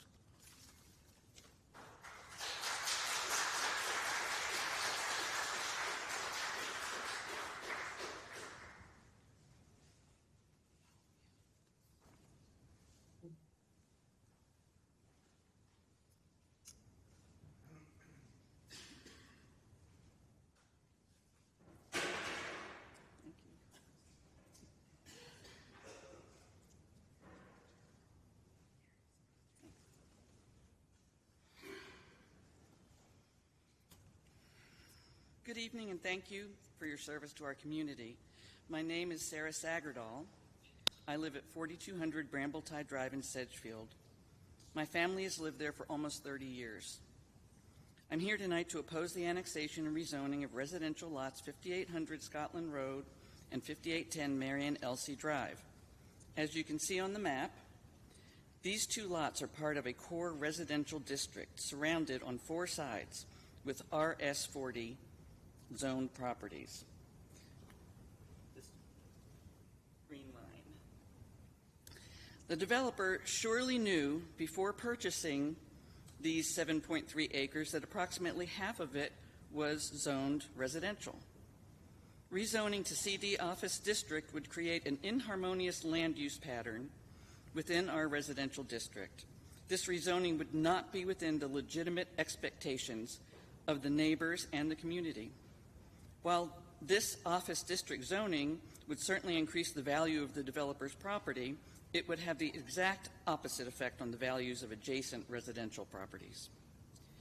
This change would diminish the desirability of residential living next to the development.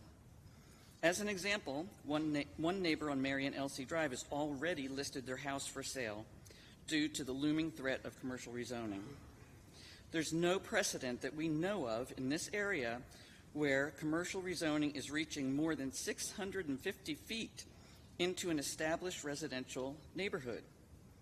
That's more than 2 football fields. The character of this historic neighborhood would be greatly harmed as a result.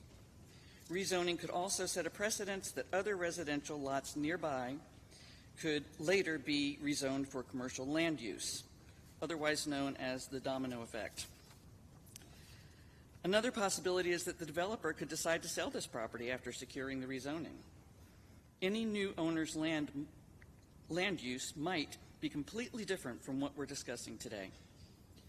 If these residential lots remain residential, the neighborhood would have a small insurance to influence the outcome of future land use. We urge you to deny the request for spot zoning in our historic residential neighborhood. This project simply doesn't fit the property. Thank you. And if I may ask our neighbors who are here opposing this request to stand. Thank you. Thank you.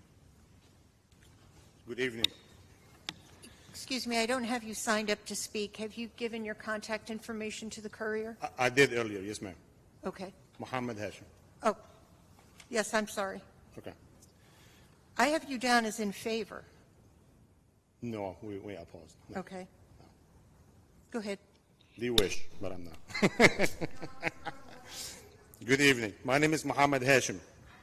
I have been a resident of the Sedgefield community for the past 11 years. I also own rental properties in the area as well. I'm here today to ask you to oppose the rezoning by Scotland Road.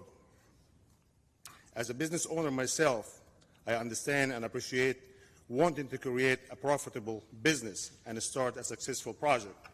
However, this is not the way to go about it. A responsible business owner or a leader should consider all aspects of a project before starting the business.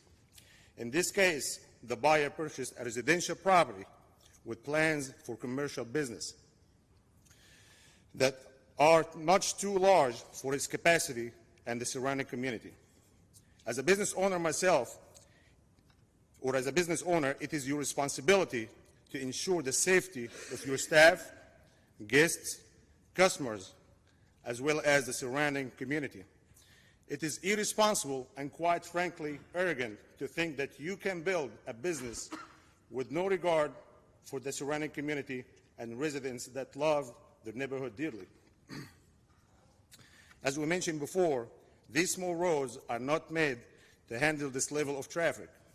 And by trying to make this project work in an area that can't physically support it, you are putting people in danger. I'm not just referring to our residents, but the future members of the church, the staff, the customers that may visit the proposed office space. Another issue with this project is the construction that has to take place. This is absolutely there is absolutely no space or safe way for heavy equipment and large vehicles to come in and out of that property. Since the property is on the corner of a busy main road and a small residential road, the workers would most likely use the side residential road to enter and exit, which will cause traffic congestion and possible accidents during the construction phase. I fully support small businesses and the effort of expanding a place of worship, but this is not the place for that. From a business perspective, this plan was poorly thought out and poses a huge threat to our residential community, not to mention the possible hidden costs to us proposed in your newest plan. I have spoken as a business owner, but more importantly now, I'm also a husband and a father to 3 young children. Their safety and well-being is the most important thing to me. We can talk about business all day long, and whether or not this project is good for the city economy, but I draw the line at my family's safety. These roads cannot handle the volume of traffic that this project will bring, even if you make certain traffic rules. We know that there will be a percentage that won't follow the rules and will cause accidents. The excess traffic will also likely overflow into the surrounding residential roads and cause unnecessary traffic in our small neighborhood. Our community is full of both families and young children and older adults who are enjoying their retirement, and the residents here enjoy walking, biking, and an overall slower, quieter way of life. If you approve this project, you are taking that away from us. The increased traffic is a safety issue to our community. The entrance to Scotland Road has a huge blind spot, and the entrance to Queen Alice Road is a busy bus stop to a local elementary and middle school students. The increased traffic on these roads puts our families and children in danger. I need you all to understand the seriousness of this issue. Someone will be badly injured, or God forbid, killed if this project is approved. The solution here is simple. The safety of our community must come before a businessman's profit. Thank you so much for your time.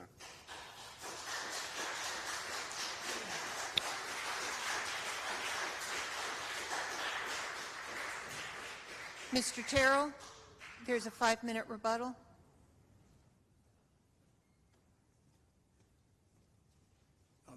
No to a 5-minute rebuttal, but a very brief comment. Of course, none of the churches that we showed you have ever, to my knowledge, had an issue with traffic dangers in those communities. When you enter into conversations with a community, sometimes you do talk past yourself. And when you are trying to explain the nuances of zoning, sometimes it's difficult for folks to grasp. I have said so many times that if you want conditions, if you want restrictions on those rear lots, you can only do it through zoning. And the only way you can do it through zoning is to rezone them. I have said that, Mr. Kirkman said that at the Zoning Commission to affirm it.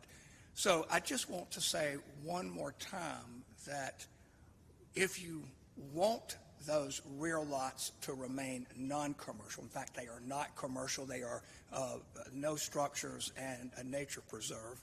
But if you want those things, if you want the fences, if you want the extra buffering that was done, it has to be rezoned. Thank you. Zach? Mr. Terrell, do you have some questions? Zach, then Sharon, and then Nancy. I was curious, I know you put up there the communication with the neighborhood. This was a very quick turnaround from the denial that we did in June. Yes. How much communication and face-to-face meetings did y'all offer the neighborhood between that denial and today? We far exceeded what a developer typically would do. There was a neighborhood meeting for the previous one, but there was a neighborhood meeting on July the 6th, and on August the 15th, we sent letters to everybody within 750 feet. We met at the Shrine Club each time. We had a huge group that attended, and we, at both of those meetings, we put out papers where people could give us their email addresses. And then we continued for those who were interested enough to come to the meeting and to give us their email. There have been several broadcast emails with updates of added conditions and changes.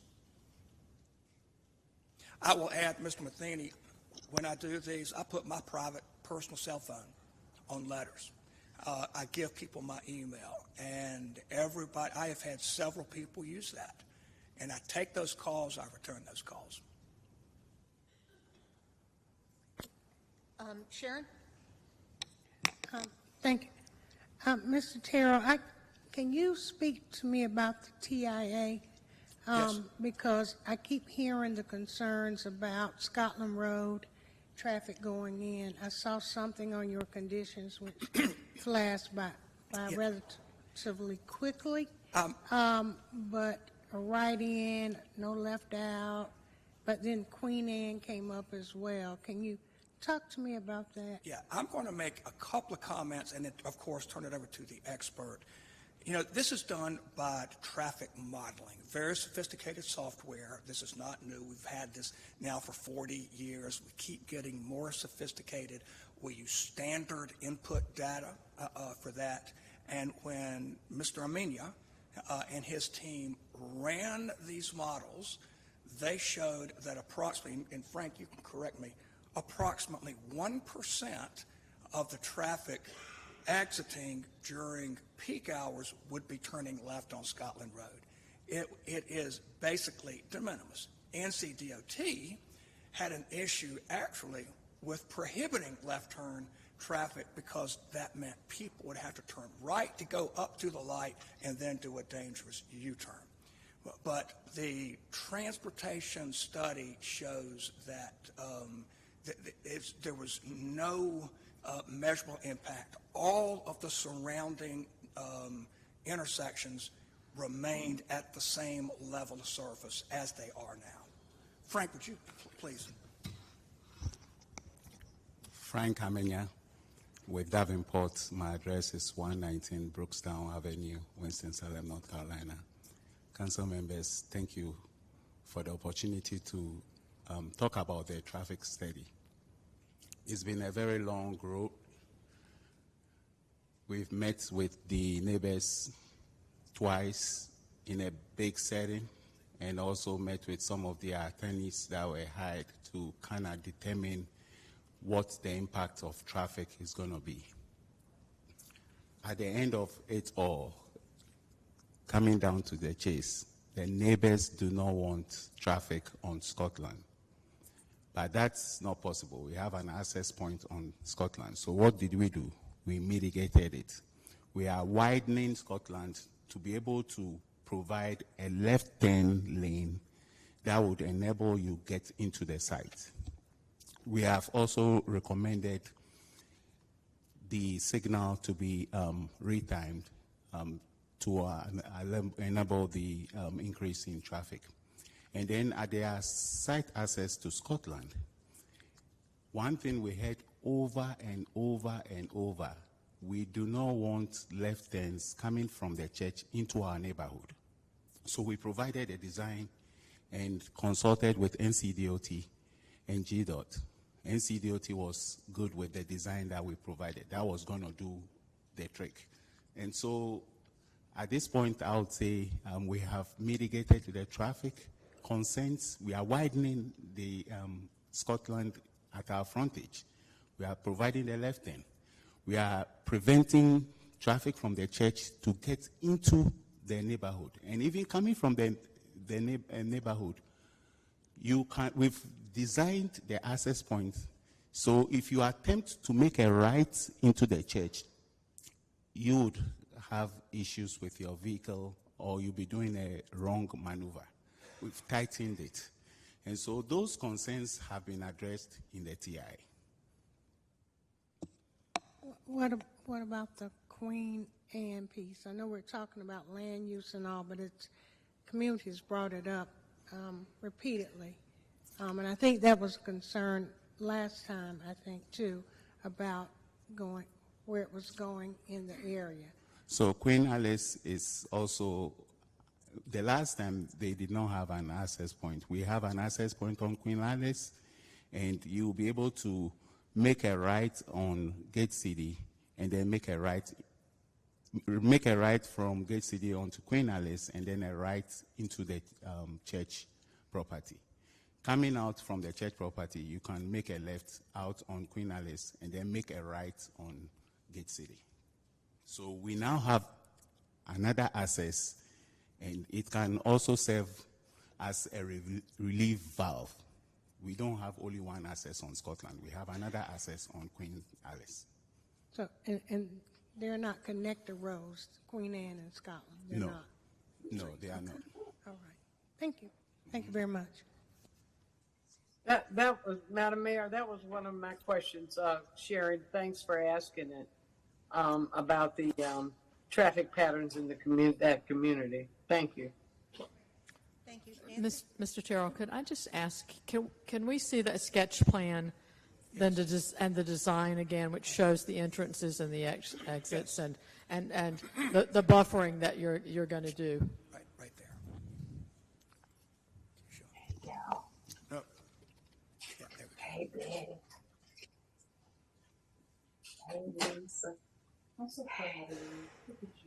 we go. So you have the left in and the right out only on Scotland. That is correct. Okay. Good. Thanks very much. Any other questions for Mr. Terrell? Yeah, just one more question, Madam Mayor. My other questions have been asked and answered. So relative to the use of the property, I think one of the conditions was that lighting would be ceased at 11 p.m.? That's correct. Is that all lighting or lighting at That's all lighting. That's all correct. lighting.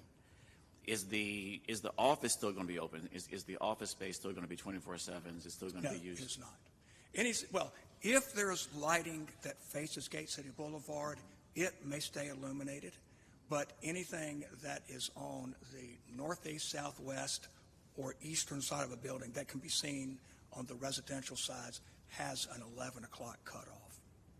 Okay, thank you. And just in front of the property, in front of Scotland, there's that ability to U-turn. Is that going to remain? Say that again. The U-turn ability on Gate City? It will, Mr. Armenia, So coming from Gate City, you can make a left or even a U-turn and then use Queen Alice at the signal, at the traffic signal. But just in front of the property, isn't there the ability to do a U-turn? If you're coming from Greensboro, so to speak, and then you turn back towards Greensboro, is that going to remain there at Scotland? Yes, we are not touching anything with regards to the traffic signal. The traffic signal is still going to be, the configuration is going to remain the same. The only recommendations we have proposed is the looking at the timing, signal timing as a result of the increase in traffic. Okay, thank you. And I guess also then there will just be 2 points of ingress or egress, and that will be at closest to Gate City Boulevard, correct? Yes. And nothing down in the other portion of the property. That's correct. And because of the restriction on Scotland to have, if you're exiting, if you're doing a right turn only, then there'll be no adjustments or no improvements to the deeper part of Scotland. It's going to stay as it is, correct? That's correct. But there will be improvement at the intersection. At the intersection. Yes. Right. And residentially, as far as the buffers are concerned, those two properties that are carved out, that's where the 6-foot and 8-foot fencing is coming in, and also the vegetation, the evergreens. What, 17 per 100? If I can show you using this, where it says 2X buffer, that is where there will be evergreens, canopy trees, and 17 shrubs per 100 feet. Where we get back to the rear of these two residential lots, it's a reservation of existing vegetation. The person who has a 6-foot fence around them has never communicated. They have been sent letters, tried to reach out to them. The owner of the property, who has an 8-foot fence now, he actually requested that fence, so it has been offered. Thank you. He has not, to my knowledge, requested vegetation, but we clearly have offered and given the 8-foot fence. Thank you. Mary Kay? So I'll have some more comments later, but my understanding is that an entrance off of Gate City was not allowed by NCDOT, correct? You want to address that? Yes. Yes, so we did pursue that. I met with the district engineer on site, and we looked at it, and we both determined that due to site distance and the influence of the signal, that access is not going to be helpful for us to be able to process traffic to this site. And of course, for this development, that would have been ideal had it been able to be approved.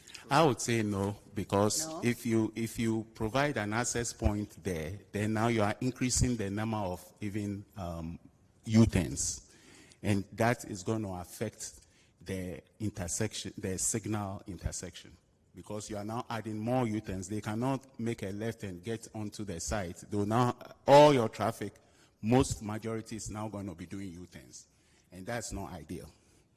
But if the people are going to be driving, and for instance, as Mr. Holston said, making that U-turn and going in on Scotland, that's going to increase as well. Well, that's left turn. That's better than U-turn. So Okay. left is there anyway. It's designed for that as we speak. That's a little confusing. I think a left, Yeah. a left is Yeah, there, yeah. and then I may have caused a problem. Yeah. If you can see the cursor right here, Right. the concern that NCDOT raised was that cars would, if they were prevented from turning left, that they would come down here and in somewhere in this area where they're not supposed to do a U-turn, do a U-turn. But if you go back to, and I'm not sure how to go, it got, the cars that are coming off of Gate City don't Right. do a U-turn. They just turn at this light. Correct. And they go in, and that's what the light and this design was designed to accommodate.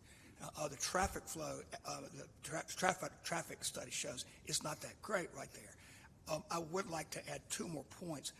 NCDOT owns the right-of-way. The Correct. previous owner sold that right-of-way, so the church does not possess the right to go in. We approached NCDOT about this. We asked Davenport to argue on the church's behalf that it would be okay to do it. Mr. Armenia will tell you, he looked at us and said he could not make that argument because Scotland Road and Queen Alice are approximately 600 feet apart. If you put the driveway entrance at 300 feet, from each, that is a distance that he could not seal with his, as an engineer, and say was safe because of the design speed on Westgate City Boulevard at that location. We were left with working with Scotland Road and Queen Alice. So yes, and I spoke to you today by text, and I think this is where the confusion comes in, because I'm feeling the NCDOT thoroughly denied it, but yet you're saying that they did not. No, they did deny access to Westgate City. That's what I said initially. Yes, they Yes. did. Yes. They did deny it. After we met on the field Then and we we looked didn't at need all this. That's what Yeah. I said Yes, initially. it was denied. Yes, they Yes. denied it initially. Yes. Yes. Okay. So moving on, the building, the office building, how many stories is that proposed to be? Two. Okay. Okay. And they are planning on using that for the church or renting those out? Well, it's not part of zoning conditions. No, I understand, I understand. But there would be approximately 10 or more offices used by the church. The rest would be available for rent by the public. Right, right. So, and I think my last question here, and I've got a few comments later, but I think the concern, first, I'm just going to go ahead and say it. I don't worry about not in my backyard comments, and I told you that. I don't, because I've got apartments in my backyard, and I've got a church within a block or so. All of those things are wonderful. I don't think anything, but what I do mind here is the fact that there are going to be a lot of cars. For instance, all the churches you mentioned, except for maybe one or two or places of worship, the synagogues, mosques, whatever, are all based off of a well-traveled road, like New Light is off of Willow and Gate City. The New Zion is off of MLK. all off of main roads, not residential roads. Now, I know the synagogue is back in a residential neighborhood. I agree there. But you look at all the other ones, like the synagogue on Jefferson Road, or, I mean, I can name almost any church in Greensboro that has access to a full road, and there's only a very few where you have to go back into the residential neighborhood. That has been my huge concern, and I did want to go ahead and state that. So just put that out there, and then I've got a few more comments later that I'll ask. I'll just add one comment. Sure. The traffic generated by these two uses is so low that a traffic study was not even required. It was voluntarily done, and the traffic study shows no change in level of service. It shows there's not a huge volume. It confirms the fact that it is a Sunday use that's not putting pressure on the roadway during the week. So that's, I just make those points. I understand. Sharon?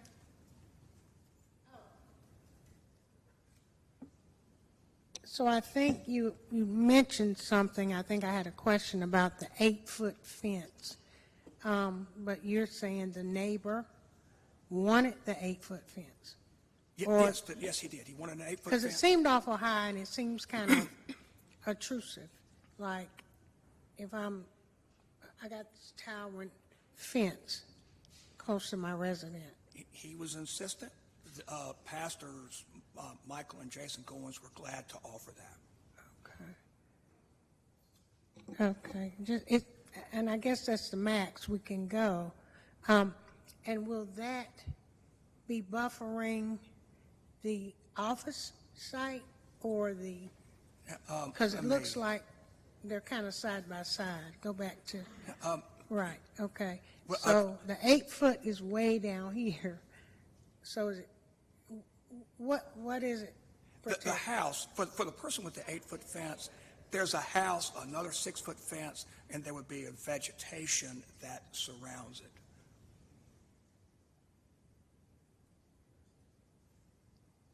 Oh, no, I'm just trying to figure out the topography and how is it flowing with the land as well.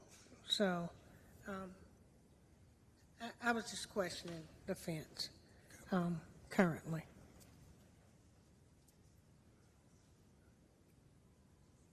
Yeah, okay. If there are no more questions for Mr. Terrell, we'll do the 5-minute rebuttal for those in opposition. Does anybody wish to speak?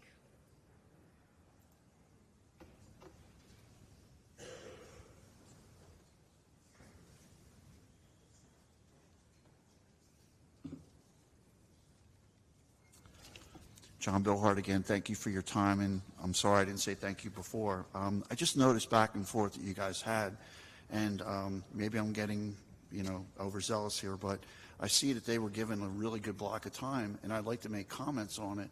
I had comments to make based on his proposal that now, how am I going to fit that all within 5 minutes? I mean, I'm just asking maybe in advance if Their there's... comments were in response to a question.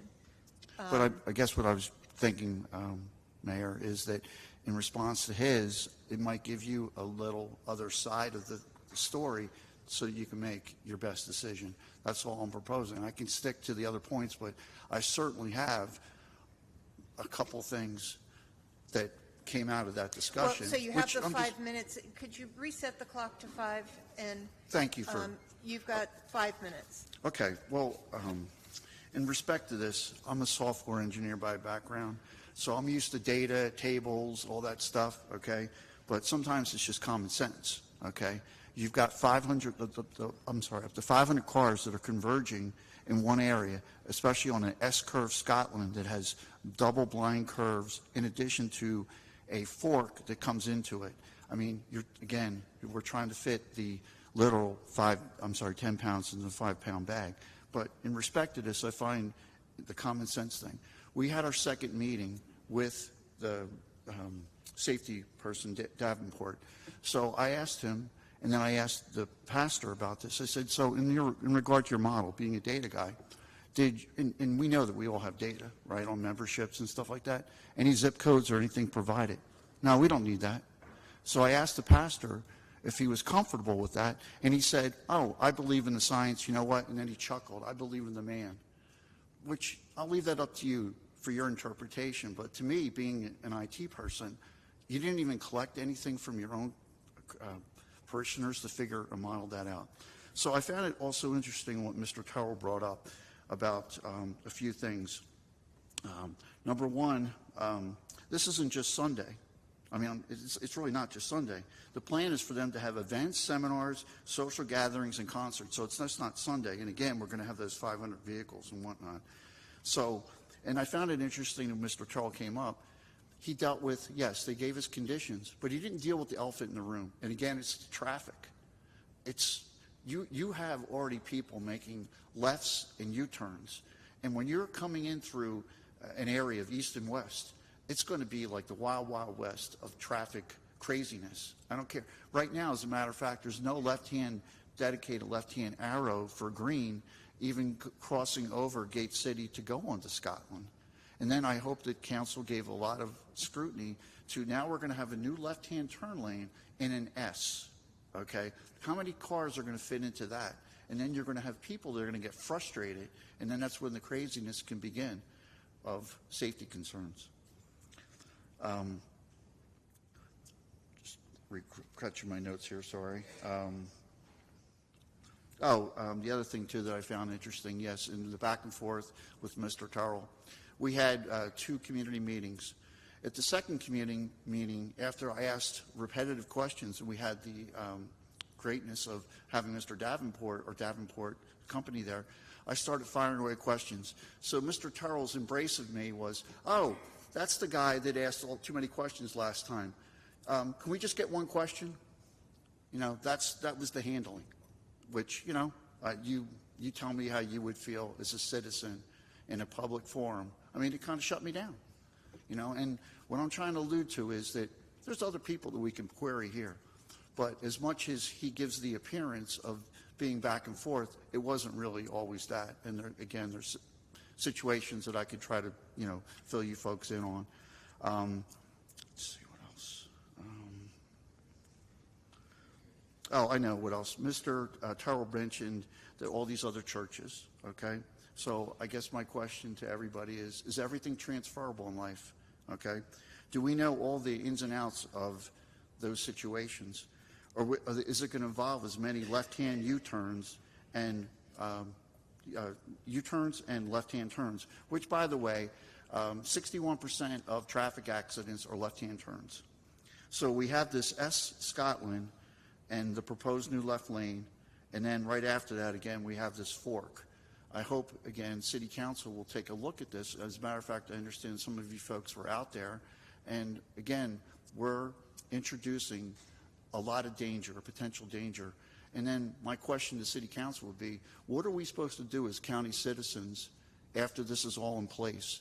What is our recourse? And, you know, again, these are our assets. We've been there. This community itself has been there for 100 years.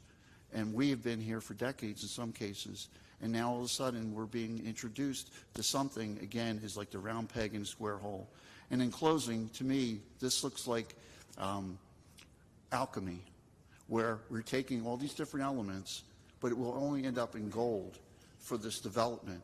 It will end up in a disaster, or in cases where, like say, for example, you had baking soda and you had vinegar, what happens there? It's going to be the same thing. They'll get the gold, but we're going to get the problems or the volatility. Thank you very much. Thank you. Sharon? So can you kind of maybe help clear up a couple things for me about this left-hand turn, right-hand turn on the Scotland is into the neighborhood, because we're not coming off Gate City. So we got to get to this property. There's kind of 2 problems with this configuration. First of all, they are giving us that left-hand turn lane on Scotland, which is, as it as you first come in, I don't know if, I wish I had an image that I could point to and make it clear. It immediately branches off of that, but you have a blind S that's already there. Somehow they're going to, I don't know how many hundreds of yards it is, somehow they're going to create a left-hand turn lane, which now means into their new complex, which means any traffic coming up from Scotland or Sprucewood, because that feeds into Grandover, all the other parts of Sedgefield, there's going to be conflict there. So first, if you have 220 cars that are going to be coming from different directions, of course they're not all going to be using that, but there's really only two ways in, okay? There's from Queen Alice, and then there's from Scotland. You have people coming from the east. In other words, if you're familiar with the area, if you're coming, say, like from 73, Adams Farm, okay, you're going to have to head west and then use a left-hand turn lane that is in front of the cemetery. It only holds so many cars. In addition to that, there's no, like I said, there's no dedicated green arrow. It's just a flashing yellow. And you get cars coming, I mean, the speed limit is 45, you know, and some people take a little bit more than that. So you're going to have potentially back up, because that lane that I mentioned, that left-hand turn lane, only affords so many cars. So then you're going to have some people that will make that left and maybe then cross over to Scotland, or they'll just say, hey, I'll just go the Queen Alice way. It's going to be fast and furious, my impression, because again, it's not like when we're talking about a wave of vehicles, okay, especially when two services converge. Granted, not everybody leaves church. They stay for Sunday school or some social events and whatnot, but we have hundreds of cars that come in on just 2 points. And then again, if they are, I'm not a traffic person, I'm kind of a common sense person, and that's why I hope it resonated with council. Really, you couldn't even get the effort of polling your congregation to find out where all these traffic flows are coming from? No, I just rely on the science. So I think you need to focus on Sharon's Okay, question. I'm sorry if I deviated from that. But, you know, long story short, that we're going to have a lot of U-turns and a lot of left turns that are going to occur as you go west on Gate City, okay? And then imagine when you leave the church, okay? Either you're going to have to wait for that traffic light to, you know, cycle through at Scotland, the new intersection that they're going to produce, or new path roadway, or you're going to make a right-hand turn and then go up to Mackey Road where the Harris Teeter and McDonald's are, and you turn there. And again, imagine when you have, we're not talking about one or two vehicles. We're talking about blocks of them, swarms, because that's the way things go. I mean, anyway. Thank you for answering my question. Well, I thank you guess for the question. one of the main concerns is that with that abundance of traffic, it would be not just on a Sunday or a Sunday afternoon. There's going to be more events happening there.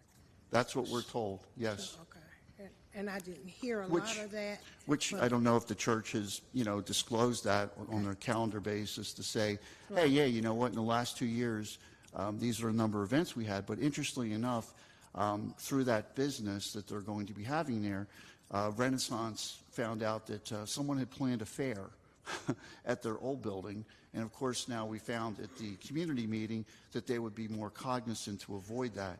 But I found that very interesting, and I hope you do too, that, hey, you know, listen, you know, we lay out responsibilities to people, but we're not always there. And apparently that's what happened to Renaissance. And they kind of, you know, it was a humbling experience for them. Yes, sir. Thank you. Thank you very much. Any further questions? One or more. comments? Just a quick clarification. So then your concern about traffic is primarily as it is adjacent to Gate City Boulevard. It is not for Scotland or Marion Elise that's deeper into the community and deeper into the neighborhood. It's the Scotland piece of this. Up Okay. near Gate City. Yes, yes. Ingress and egress. Correct. U-turn, light, all that stuff. Because I asked the city council, we've tried to look at this so many different ways, ask different people's opinion that are more into this. I hope what they say is going to be true, but it's almost impossible to visualize how you can restrict, allow right-hand turn only and then left-hand turn, but not when you're coming from Scotland, say from... Coming from the neighborhood. From the up neighborhood, Scotland yes, towards correct, Gate sir. City. Yeah, how are you going to stop that? I mean, I mean, I could see, a configuration for the right hand only, but when you have a left, people are going to do it. I mean, that's always been our concern. That is the elephant in the room, because you're taking something in such a small, challenging S space, okay, that has a V into it, okay? And again, it wouldn't be so bad, but we're talking about a volume of traffic in a burst. And then imagine when they're leaving and the others are coming. It's going to, and as I said, I appreciate your question, sir, but after this is done, we have no recourse, okay? I mean, really. And then, let's think about the outer loop, okay? And then how those people, I do I'm need sorry. you to stick I'm with the sorry. question. I could be talkish, so. Yeah. Any other questions? Move to close the public hearing. All in favor, say aye. Aye. The public, Mayor Pro Tem? Public hearing's closed. Council comments, motions, questions? Madam Mayor. Mary Kay? Yeah, I have a couple of questions for staff. So, I'm reading on H1 public hearing for annexation. Oh, I'm sorry. Either one. Anybody, staff? Yes. Hi. So I'm referring to the actual public hearing item H1. So in the synopsis of what we will be voting on, it says initial service will be absorbed in the budget. I realize what they're talking about, police, fire, whatever is needed. Future services will have an incremental effect on future budgets. I just didn't quite know what that meant, and then I've got one more quick question as well. So the H1 is the annexation of the property into Right. the city's jurisdiction. So I think all that was saying is that when it comes into our jurisdiction, if you do that tonight, it'll be effective immediately. Services will be provided to the property at that point in time, and then as the property is developed and there's improvements made. As more properties develop, correct? As these properties are As developed, these yes. properties develop. Then Okay. they'll account for that as part of future service discussions with the Okay, budget. so then we would need to look at that. Correct. Okay, second question is. I guess if I may, Councilwoman, that's become standard language from police and fire, just to make us aware that as things grow, it's not an assessment for the point in time. So you see that on all future actually, for about the past couple of months, it's been in those reports. Okay, it was just a little unusual, and I have seen it in other ones, but I was just curious, budget impacts, because sometimes it says there is no budget impact, and then when you see this, you just question a little bit of what does that mean for the future. So, and I know we can't predict that. Sure. And my other question is on H3, so I'll wait. There you go ahead. Go ahead. Yeah, they're all together, so. Yeah, I know. I didn't know if you wanted me to wait. So under H3, it is talking about the zoning minutes. And let me see, I've got it right here. So under zoning minutes, and the synopsis that we have at the top, it says that there was one person in favor and none in opposition. But when I read the minutes, there are 3 in opposition. So the H3 is just the right-of-way, and so that's why there's a distinction on that discussion. It was really the city is initiating that portion of the annexation under state law because the private property is separated from the rest of the corporate limits of the city of Greensboro by this intervening non-taxable property. So effectively, the city is the applicant for that portion of that request. So that's why it was Right, but reflected it's that also way. under H2. But the hearing collectively at Planning and Zoning Commission included all of that discussion. But there were people speaking in opposition, correct? Not to the right-of-way piece, just to the church property. Well, this was listing as the church property. On the whole thing, though, it was saying that on the August 21st zoning commission meeting minutes, correct? Yeah, it was one public hearing, and so the minutes reflect the entire public hearing. So the people who spoke in opposition are not considered there. I'm sorry, what was that last part? The people who spoke in opposition on the minutes of the August 21st meeting, they are not considered in what you're stating there. I'm not sure how to answer that question. If I may, and they're Yeah. H3, right. There's, correct. And 2, yes. And 2, correct. There's 3, there has to be 3 Right. separate votes, and so the distinction is no one said, no, don't annex the right away. So that's the distinction. We are required to separate them under general statute. So the tenor is on, the opposition was on the first 2 items, not the third. And not the third. Okay. Correct. Okay. That's just I apologize a little for the confusion, unusual. but yes, that's what the distinction was, yes. Yeah, okay. I'm done. Nancy? You know, I think this revised plan is a huge improvement over the first hearing that we had in June, I believe, where there were a number of questions. So, you know, it appears to me that the revised plan, both in terms of traffic and entrance and exit, as well as the positioning of the church and the office building and the way that the parking is designed and the buffering improves this project considerably.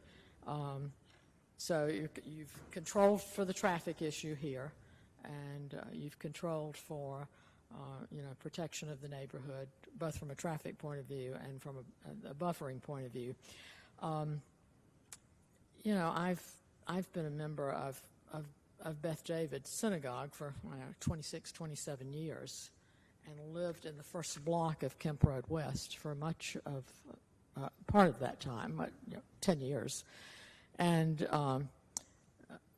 Beth David is situated right in the middle of residential neighborhoods. And we particularly liked, Jack and I particularly liked living there because it enabled us to just be able to walk to services, which was terrific, especially for holidays when there was more traffic. And then later, for even a longer period of time, you know, I lived across the street from First Lutheran and next door to Sternberger School, which was next door to Christ United Methodist. And Christ United Methodist, although it does front on Holden, it really is a part of the surrounding neighborhood as well, and can be entered from 2 other neighborhood streets. So, you know, I think that's how many, many churches evolve and are situated. So, you know, in terms of the traffic flow here, once this place of worship is is operating, I think those who attend will figure out what their traffic pattern is, whether they come in on Scotland or whether they come in via the other street, as we do with all churches. So, you know, I applaud the work that was done in terms of integrating this much more successfully into the neighborhood, and I think you know, I think it appears to me that you have achieved a solution to most of the issues that we heard a few months ago.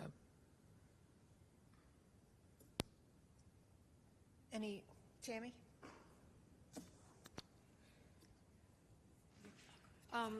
Likewise, I also fully believe that this plan is far better than the original plan that came to us, and I want to thank everybody for talking and exchanging ideas. And I think the whole goal of having those meetings is to come up with the best possible solution and the best outcomes and compromises.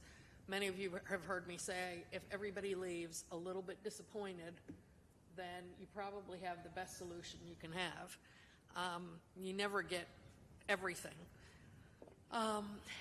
You know, as it's currently in the plan in commercial, you could have a hotel there, you could have a restaurant there. The restaurant is not going to turn off all their lights at a certain period of time.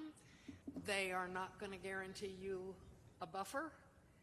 Because DOT will not allow access on Gate City Boulevard, any traffic for that hotel or restaurant or venue or whatever is going to be on Scotland and, is it Queen Anne?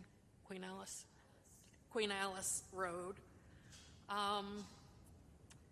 And I really think that something that's limited to primarily 1 day a week plus office, plus, yes, there'll probably be Wednesday Bible study in the evenings and other things as well, is still far superior to a restaurant, which it's already zoned for, which they would not have to guarantee you buffers on, which they would not have to come and add all the additional concessions that they've made. People are concerned about not having a green left-hand turn arrow and it only be a flashing arrow. Those things get worked out by DOT and by TRC. It is very well possible that you will end up with a green left-hand turn arrow there to solve any questions there. When I first met with residents, and it was well before the first hearing, it was actually before it went to zoning the first time, I met with some residents out in the neighborhood and drove the neighborhood. And the number one concern I had was maintaining that tree buffer. That's what we care about. We care about the tree buffer. We don't want the parking lot in the backyard encroaching in our neighborhood. You got conditions that guarantee that tree buffer. You have got that. Subsequent conversations, as I've had them with various neighbors that have reached out to me, it feels like every time you got another condition, then there was another request. And quite frankly, that's concerning to me. I understand a lot of people don't want things in their neighborhood. This is a piece of property that's going to be developed, period. It's going to be developed something commercially related if this gets turned down. You're not going to have the power that you have now to control what's going on in that area. I think this is a great compromise, and I think the church and the neighborhood have worked hard on this compromise. I know I've had a lot of conversations with people that I have talked to many, many times over the period of the past couple months about this. And I've gotten comments from neighbors that say, I think this is about the best we can do, and I really don't hate it. It's not what I love, it's not what I necessarily want, but I can live with this. And of course, those people don't always come out to say, hey, it's okay with me, because then they have the wrath of their neighbors to put up with. I feel pretty good about this. I think it's a good use of this property. I feel like the traffic is not going to be coming down Scotland, which was another primary complaint that I heard. We don't want the traffic coming down Scotland. That's been addressed. I think this is about as good as it gets, actually, and I'm very pleased with where this came out, and for that reason, I'll be supporting this rezoning. Thank you. Mary Kay, then Zach. I'll let Zach go first. I'll go here and I'll speak. Thank you, Madam Mayor. Thank you, Mary Kay. This is a challenging one on numerous levels, and I'm a little probably cynical about this one due to how quick this was turned around from the June meeting that we had, which was pretty adamantly opposed, except for one supporting just simply because it's a place of worship. The conversation, it was interesting, the tactic of, let's point out a church in every district. Well, folks, ironically, the church that was pointed out in District 3, St. Pius, I drive by every day. They have an officer directing traffic every day. Every day. They worship on Wednesdays, Sundays, Saturdays. They have school. You got to go slow. Probably not the best example to show about traffic in St. Pius. great church, great place of worship, but as far as traffic, that's a high impact. Because the conversation about not being high impact, not a great example. And I challenge you to come out there with me at 7:35 when I pass by it every morning and watch it and see the blue lights flashing. Saturday nights, Wednesdays, and Sundays as well. The commercial pattern that we have that was shown relating to Gate City Boulevard and how it shows it was a pinkish line, I believe, commercial pattern. Well, the goal for that, and that's any zoning or planning, you have planning processes, but that's why we have a zoning and planning commission, and that's why a city council votes on it, and that's why you're in here tonight, is because we rezone properties.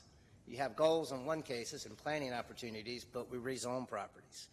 And if you look on the map, y'all know this if you're a neighborhood, I would say to me it looks like the south, but to the west, actually one property down is a very nice residential property that buffers from the commercial property on the corner,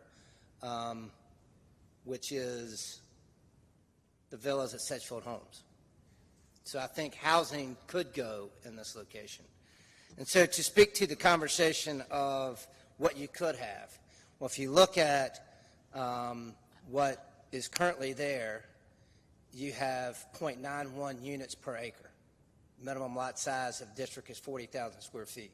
That does not say you're going to get commercial on this property. It doesn't. You could have residential on this property. The fact of the matter is the neighborhood is going to decide what goes on this property based on what is applied for during rezoning. So you can't assume that this is the best you're going to get. Whoever says that, in my opinion, is disingenuous. You're not necessarily going to have to accept commercial. Some of the churches that were shown, ironically, again, St. Pius is in District 3, the neighborhood I represent. I pass by it, like I said, every day, multiple times a day. My son goes to Our Lady of Grace, founded in 1952. A lot of those places of worship are synergistic with the neighborhood. Churches, to survive, typically need to have synergy within the neighborhood. It is apparent to me that there is a disconnect with this applicant in the neighborhood. So you can't really base it on that. So some of the examples that were shown really fall flat to me on why we should accept this.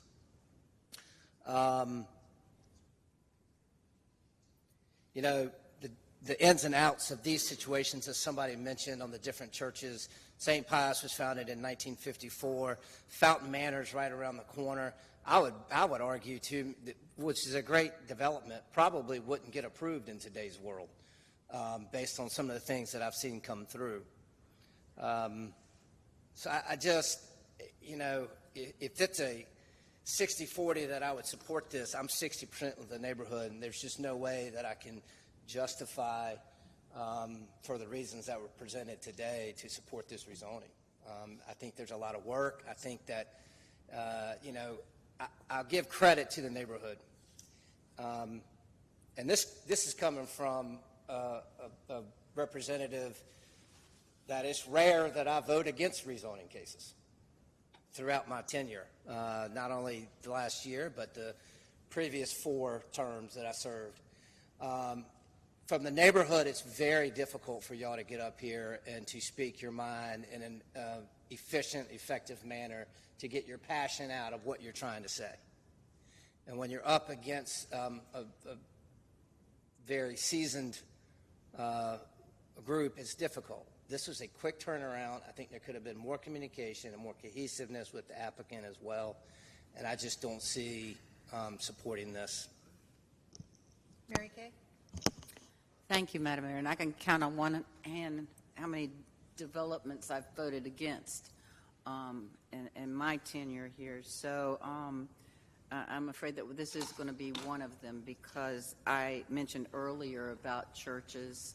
Another comment about churches is they would be wanting to entice the neighborhood to come and become part of their neighborhood, but I don't see any vision for sidewalks or anything to have neighborhoods come in.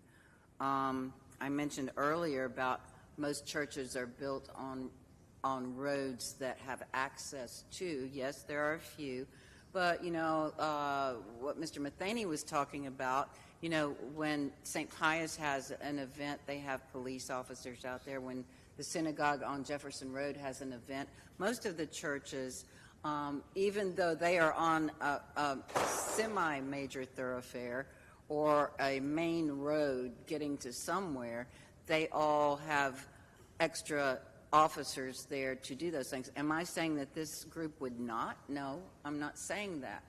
But what I'm saying is that putting this right in a residential area and backed up to a residential area without any access on Westgate City Boulevard, and I do believe that. I've seen enough transportation plans to understand that, you know, I just really can't see that this is a good fit. I'm going to say it my last time. When people say they don't want something in their backyard, I don't listen to that. I've never listened to that. Because if that were the case, there wouldn't be apartments in my neighborhood and there wouldn't be a church right down the road.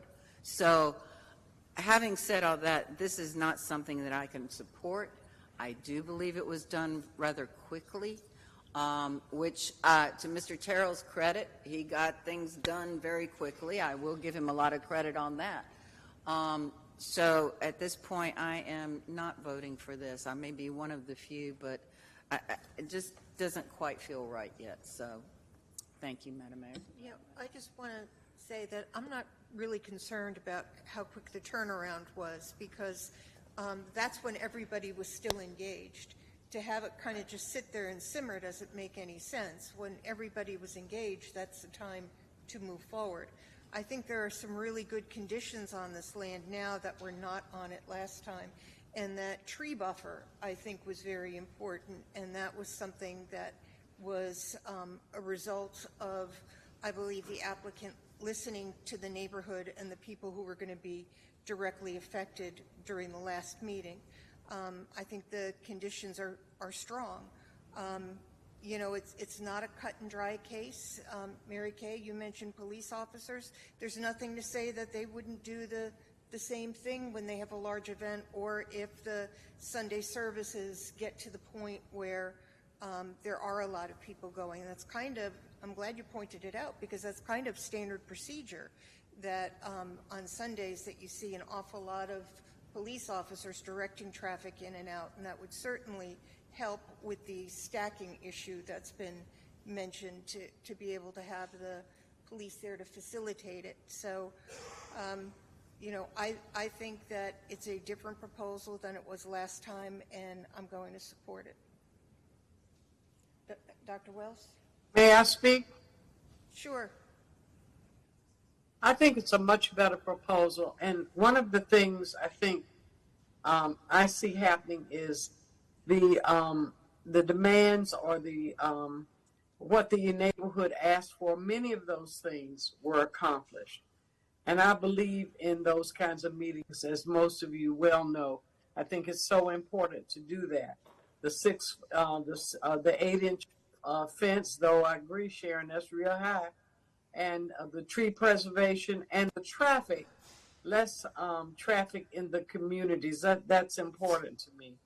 So I think there have been a lot of improvements in this, and because if had there not been, I would not have wanted to support this. I think I'm okay with doing it. Thank you. Thank you.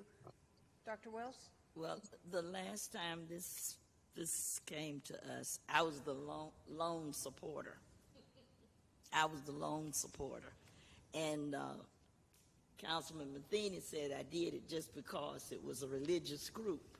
Well, I did make a little speech about that, because I do think we need more churches in the community with all of the crime and the things that are going on. So I think the turnaround shows me that they wanted to see if it could be possible.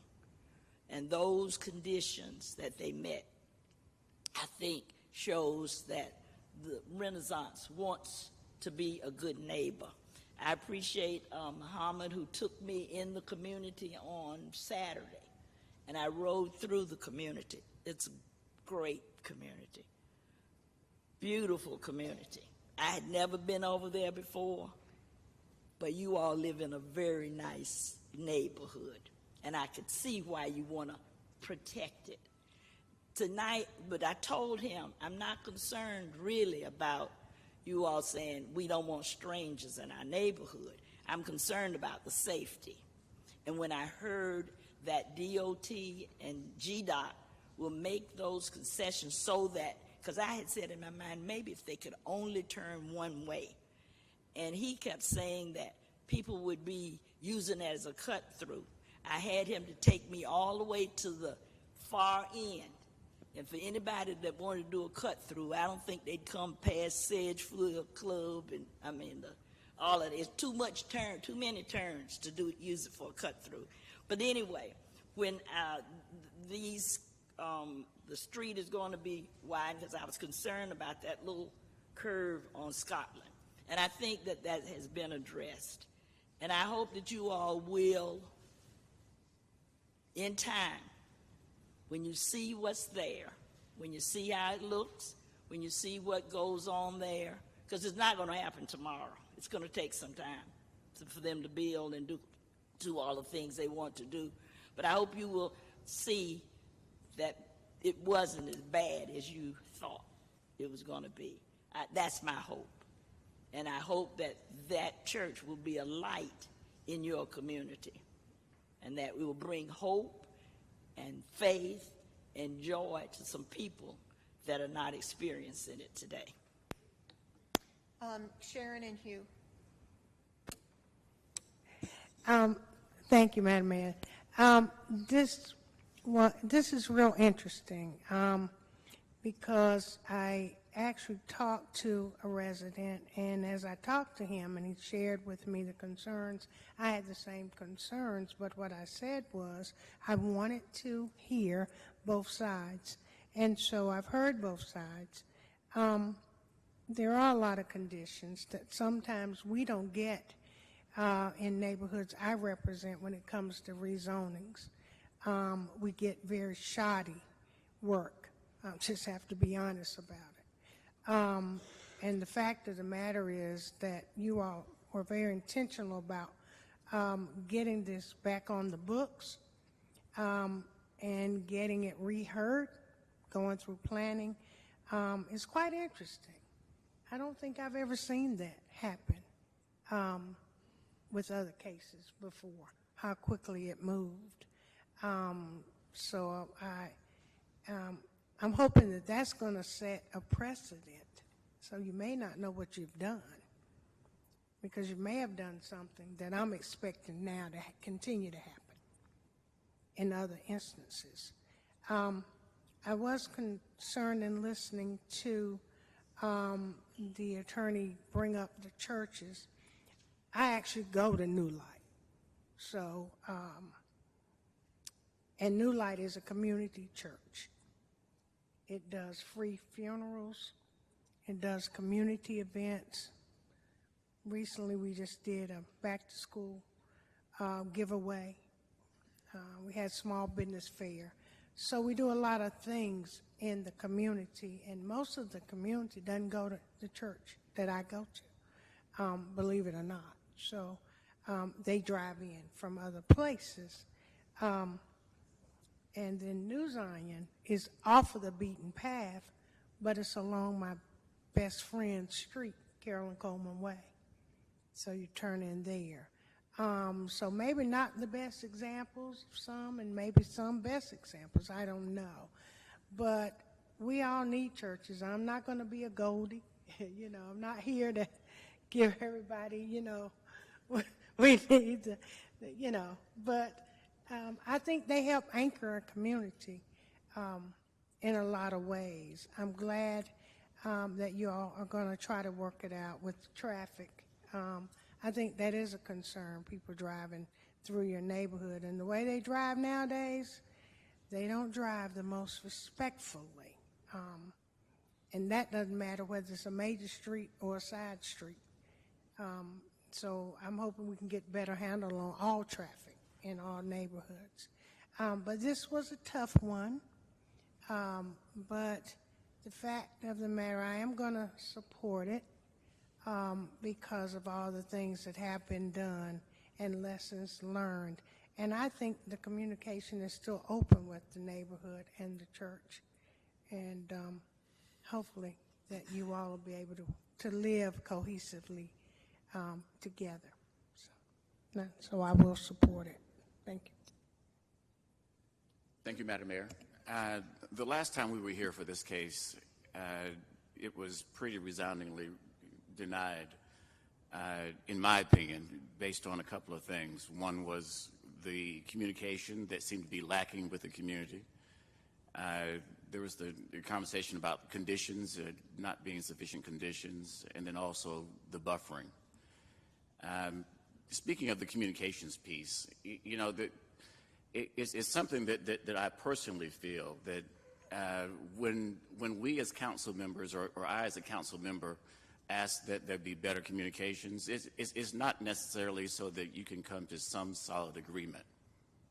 What it's really about is making sure that all the parties who have a vested interest, who have standing, have some input and can get understanding. So it's not about agreement, it's about input and understanding. In this case, I feel that the applicant has, with the quick turnaround, been able to go back and have those conversations and get the additional input. And I think we see that with the increased conditions and the other things that have come about from the conversations. As other council members have said, this is not an easy case. It is a challenging case. But I think one that has reached the threshold that I can approve it with my vote. The community has had the input. There is the understanding. There are some things that you're simply not going to agree on. But as a whole, I believe that this project is one that is going to be good for the entire community. It can be made better as the conversations continue, whether it's the traffic, whether it's the green arrow. I do believe that it's an application that I can support and that can get better with additional communication between the developer and the community. Thank you, Madam Mayor. Thank you. Mrs. Thurm? And that is for the annexation. Council, please vote. Mayor Pro Tem? Yes. Thank you. Mayor Vaughn, can you confirm who seconded that? Dr. Wells?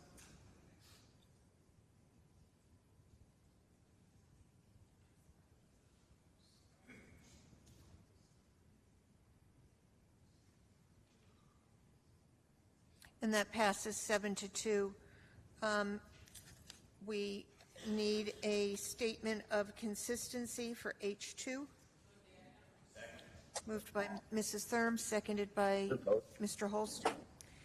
The Greensboro City Council believes that its action to approve the original zoning request for the properties at 5909 through 5915 Westgate City Boulevard, 5800 and 5900 Scotland Road, and 5810 Marion Elsie Drive from County Mixed Use and County RS 40 to City CDO Conditional District Office to be consistent with the adopted GSO 2040 Comprehensive Plan, and considers the action taken to be reasonable and in the public interest for the following reasons.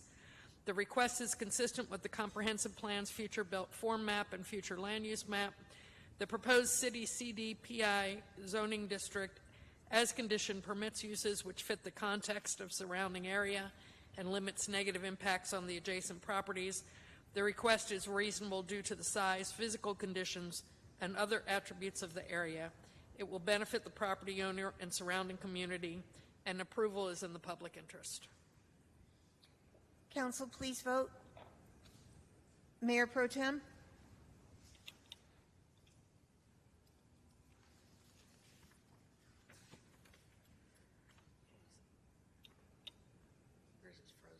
Mayor Pro Tem? Our vote screen's not coming up. Mine did. Yes. Thank Madam you. Mayor, I have everybody's vote except for hers. Oh, Yes. and that passes 7-2. And item H3 requires a statement of consistency. Move the item. Council, Am I muted? sorry, Tammy? The Greensboro City Council believes that its action to approve the original zoning request for the property at a portion of Westgate City Boulevard and Queen Alice rights-of-way from County MXU, mixed use, County RS 40, County CZHB to City CM, commercial medium, to be consistent with the adopted GSO 2040 comprehensive plan, and considers the action taken to be reasonable and in the public interest for the following reasons. The request is consistent with the comprehensive plan's future built form map and future land use map. The proposed city CM zoning district permits uses which fit the context of surrounding area and limits negative impacts on the adjacent properties. And the request is reasonable due to the size, physical conditions, and other attributes of the area. It will benefit the property owner and surrounding community, and approvals in the public interest. Council, please vote.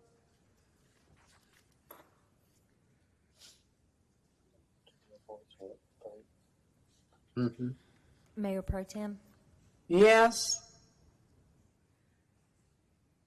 And that passes 7-2. We are going to take a quick break.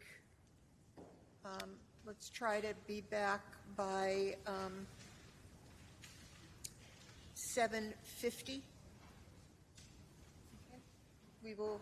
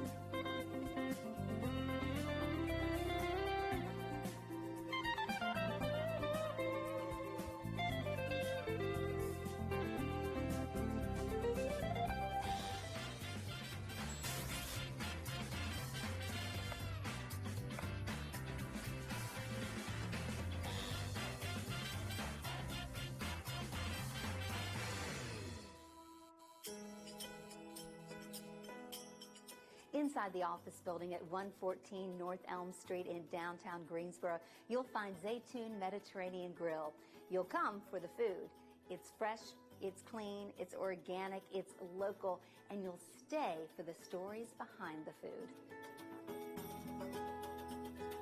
So I grew up in the Holy Land, so we are family oriented, meal is very important to us, So we gather and everybody around the table and we centered and we eat together and we chat and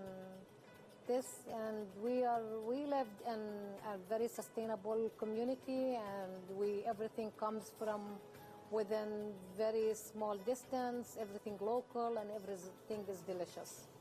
Since I'm health coach and I'm really health oriented about a lot of things, I try my best really to use the best ingredient to feed my customers because that's how I eat and I want my customer to eat healthy.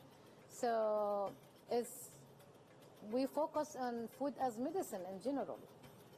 Our restaurant started in 2000, actually. I came to America in 1989 to finish my master, but for some reason we couldn't go back, and I finished my master, but we stayed here. I had 3 children, so I have to do something, and I never knew how to cook really. You know, I went to college in Jordan University, finished my 4-year college, and you know how I lived college life and all of these kind of things. Went to Kuwait. I taught in Kuwait for many, many years. Came in 1989, so we started going to the farmer market. There, the seeds of zaytun started, and then I become very health-oriented. I went to Duke. I finished my health coaching, and we started the restaurant. Well, zaytun means in Arabic olives, and it's kind of universal language. We chose that because in Spanish as zaytun and Hebrew zitim, Arabic zaytun, so it's kind of everybody will understand it, so it's olives. Jaddara, which is rice and lentil pilaf with caramelized onion, is really very famous. We've been doing it, I'm telling you, for almost 20 years. And people like it. First of all, it's vegetarian, vegan. It's kind of universal. For people who want it to be vegetarian, it will be served with tzatziki. If it is vegan, with no tzatziki, it's been in our culture for, I grew up eating it, and it's delicious, it's good. We like it. We eat it either with plain yogurt or with cucumber, which is the tzatziki. We eat it with the cucumber and dill and all of these kind of things, or with salad, fine chopped salad. Again, everything we used to eat local, sustainable. So it's very famous back home and famous here, and people like it. The soup is called carrot lentil. It's one of the dishes we serve it here as zaytun. We use in our culture a lot of lentils because we grow it locally and people use it. So this carrot lentil soup, they used to do it traditionally from the rainwater. So rainwater, it's for some reason, it has different flavor. Specifically, they've done it this way. The molds, we use them for ma'moul, and ma'moul, it has really very unique story because we use those molds around the celebration of after as a Palestinian, we have Muslim and Christian. So Muslim, they fast Ramadan and they celebrate, after they break Ramadan, the Eid al-Fitr. So in that tradition, we use, the ma'moul, and it's a dough. We make it and we mold it with those molds. And the Christian and Easter, the same thing they do. So it's very, around that time of the celebration, traditionally long time ago, because it's a small communities, not very big and not many cars and stuff like this. So you were sitting in somewhere in your neighborhood, where in your house, and all the neighbors, they gather and they do, the mamul, and all you hear is just like those malls, it's just like tick, tick, tick. They just like, it's a very beautiful memory. Those malls, very specific, and it's really very unique. I look at food as food is very spiritual also. If you put love into food and you serve it people like it. Feel it. So it's, we use pure ingredient, and people, for many years they've been eating it and sensing it. So I take pride about our philosophy and about our cooking and all of these kind of things, people sense and use and like. So we've been doing it for almost 20 years now.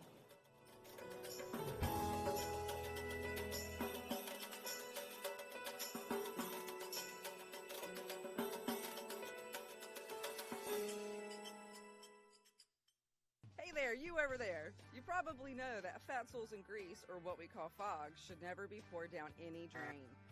Fogs create clogs in your pipes, but did you know fogs include more than just bacon grease and frying oils? Yep! Fogs also include dairy products, butter, shortening, meat fats, sauces, and even frosting. Putting these things down a drain will cause clogs in your pipes, and that can lead to expensive plumbing repairs. Fogs can also clog city sewer lines, creating fatbergs. These unappetizing things are congealed masses of fog and non-degradable items like wipes. Fatbergs can lead to sanitary sewer overflows. That's a nice way of saying raw sewage releases into our streets and streams. These overflows are unhealthy for us and the environment. So what can you do to prevent fogs, fatbergs, and raw sewage material from leaving our sewer system? After cooking, let fogs cool, then put them in a large sealable container and toss them in the trash. If you have large amounts of oil, take it to the Household Hazardous Waste Collection Center at 2750 Patterson Street to be recycled. If there's not enough oil or grease to pour into a container, wipe your pans clean with a paper towel or pan scraper, then throw them in the trash. What's a pan scraper and where do you get them? Email us at watervolunteers@greensboro-nc.gov and we'll mail you one. And remember, never put fogs down the drain or wipes down the pipes.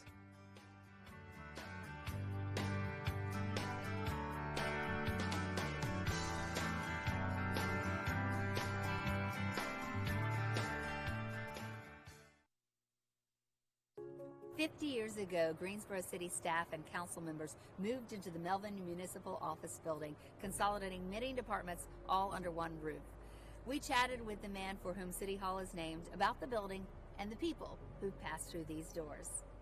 I'll bet you since I left, I haven't been in here 8 times. A walk through City Hall with Jim Melvin is a walk through time. Are you flooded with memories? Yes, mostly personal.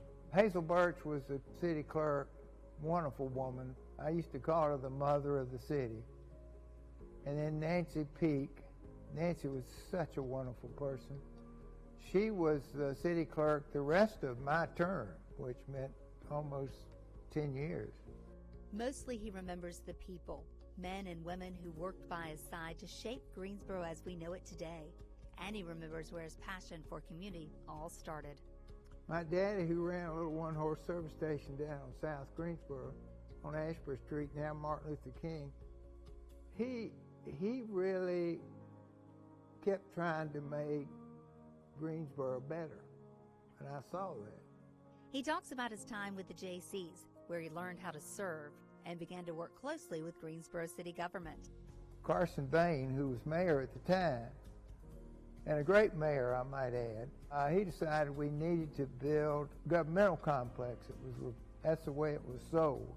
And they appointed a committee of 5 people. Melvin was one of the 5 tasked with designing a building that could bring city services spread over several blocks at the time, all in one place. But then we selected the architect, who was Catalano, world famous, and we told him that we wanted a state-of-the-art, modern, open office landscaping complex, and that's what he gave us. What was kind of the idea behind that? It improved communications, because if all of your associates are working in a complex where they can stand up and look over and ask you a question, that improves communications, and that's what we were all about. You brought the outdoors in this building, and that's pretty unique. We wanted that, a botanical garden, and that's what he gave us, and it has sustained, and it gives it an open freshness appeal rather than just a sterile office building where you got nothing but offices. Staff moved into the building in the fall of 1972. By that time, Melvin was mayor. You have to admit that when you come in here, you get the feeling that this is an organization that's trying to be in touch and be communicative and be open to the public. And that's what this building was all about. As mayor, Melvin frequently appeared on TV and in newspaper articles sharing news about the city and kept his word to be open to the public. every month we'd have a different community meeting, and we'd take one city council person and I would go and meet in this area, and we would cause all the city department heads to go with us. And we made no speeches or anything. What's on your mind? You tell us and we'll try to see if we can get it fixed. After 10 years as mayor, Melvin retired. How did your name get on this building? Well, I had nothing to do with it. I was retiring in 81, November of 81. John Forbes was mayor. We had a retirement dinner, and they said, we're going to name the city hall after you. And I'll be truthful, I felt uncomfortable about that.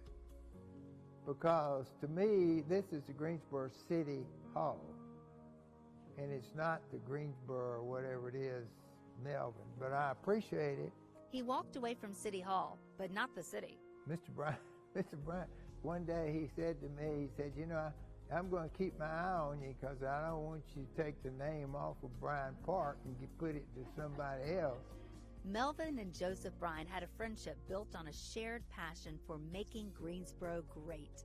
What we didn't see coming, I don't think as a community, was the loss of all of our major corporate entities, textile, tobacco. Burlington Industries was the largest textile company in the world. They had 3,000 people that worked out there in the World Headquarters Center, and it's now a shopping center. Well, you don't lose people like that, or firms like that not have a big impact. With Bryan's help, he set out to make a positive economic impact on the area.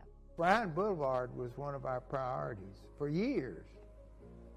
And we finally got it built, and Mr. Bryan got to see the next to the last interchange. But look at what an asset that is to us now. Melvin remained laser focused on creating jobs for Greensboro. I always felt if you get somebody a good job, you've given them a chance to do it. He believes Toyota is going to do just that. 10 years from now, they won't know who any of us are, but there'll be 10,000, 15,000 people working on this site with good quality jobs for one of the best corporations in the world. Now think about what a good feeling that is. Melvin is excited to see the changes that project will bring to the area, and he has even more ideas. Obviously, the Lord's going to retire me someday, but right now I got to finish the Toyota project.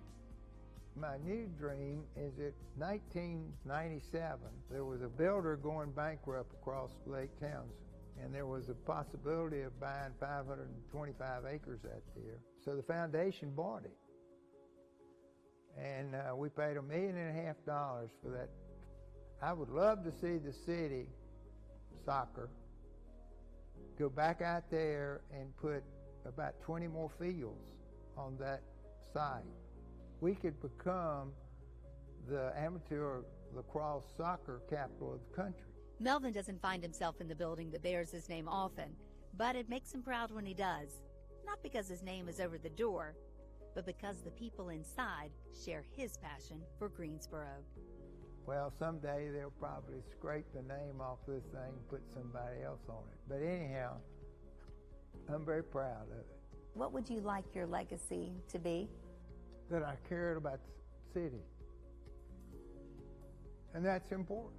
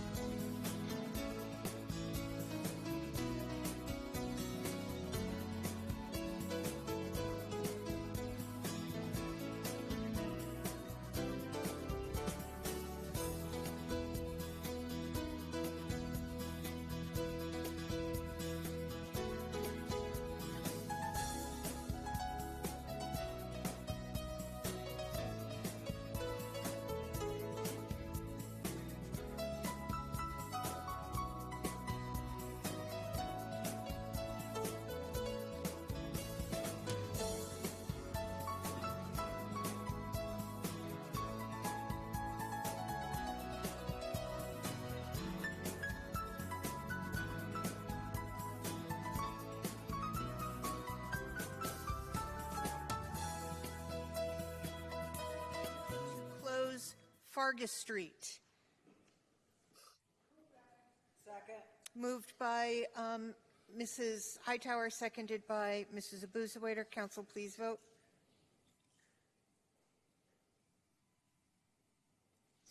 Mayor Pro Tem? Yes. Thank you.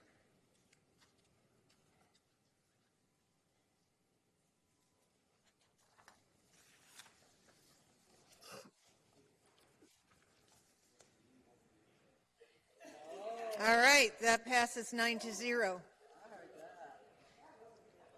Now we move into the general business portion of our agenda. We're going to spend a lot of money. Item 8.1, an ordinance to amend capital revenue bond fund to establish construction admin and resident representative services for Townsend Water Treatment Plant electrical improvements project phase 2 in the amount of $3,477,631. This item was postponed from the September 5th meeting of the City Council. Item I2 is a resolution to approve a CO in the amount of $44,763,071 with Harper Corporation General Contractor, Inc. for Townsend Water Treatment Plant electrical improvements. And item I3, an ordinance to establish the Water Resources Capital Project Revenue Bond Fund budget and to appropriate funding for the Townsend Water Treatment Plant Phase 2 electrical improvements CMAR project in the amount of $44,765,071. We'll take those separately. Do I have comments or motion on I1? Moved by Mr. Matheny, seconded by Mrs. Thurm. Council, please vote. Mayor Pro Tem? Yes.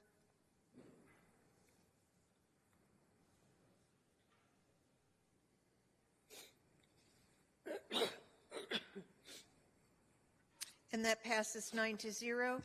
I need a motion to adopt the resolution. Second. Moved by Mr. Matheny, seconded by Mrs. Abuzawaiter.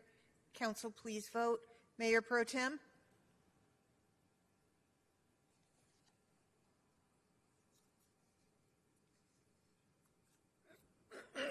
Mayor Pro Tem? Yes. That passes 9-0. And I need a motion to adopt the ordinance for item I3. Second. Moved by Mr. Matheny, seconded by Mrs. Abuzawaiter. Madam Council, Mayor, please vote. Madam Mayor, before we vote on I3, I have a comment. Okay. Mrs. Hightower? Thank you very much. If you remember, this item was postponed, delayed at a meeting in last month to ask the question around the process. As we heard from some MWBs were concerned about the process. We wanted to know what the process was. It's a lot of money, $44 million. So it's a lot of missed opportunity that occurred. And so what I'm hearing now, I believe, is that because we did that and delayed it, that the price increased. Mr. Borges, can you speak to me? Yes, that is correct. Councilwoman Hightower, the price did go up approximately $400,000 with the opportunity for us to go ahead and have teaming arrangements with Cinda as well as Kennedy. So if you remember, 5 of the packages had no bids, and so we were able to successfully go back and work with our pre-qualified firms and successfully got partnering or teaming arrangements for 4 of the 5 packages. Right, and so because those packages did not have, those 5 didn't have a bid on them, they really were already in the price of the bid. So talk to me why they felt they needed to go up in price.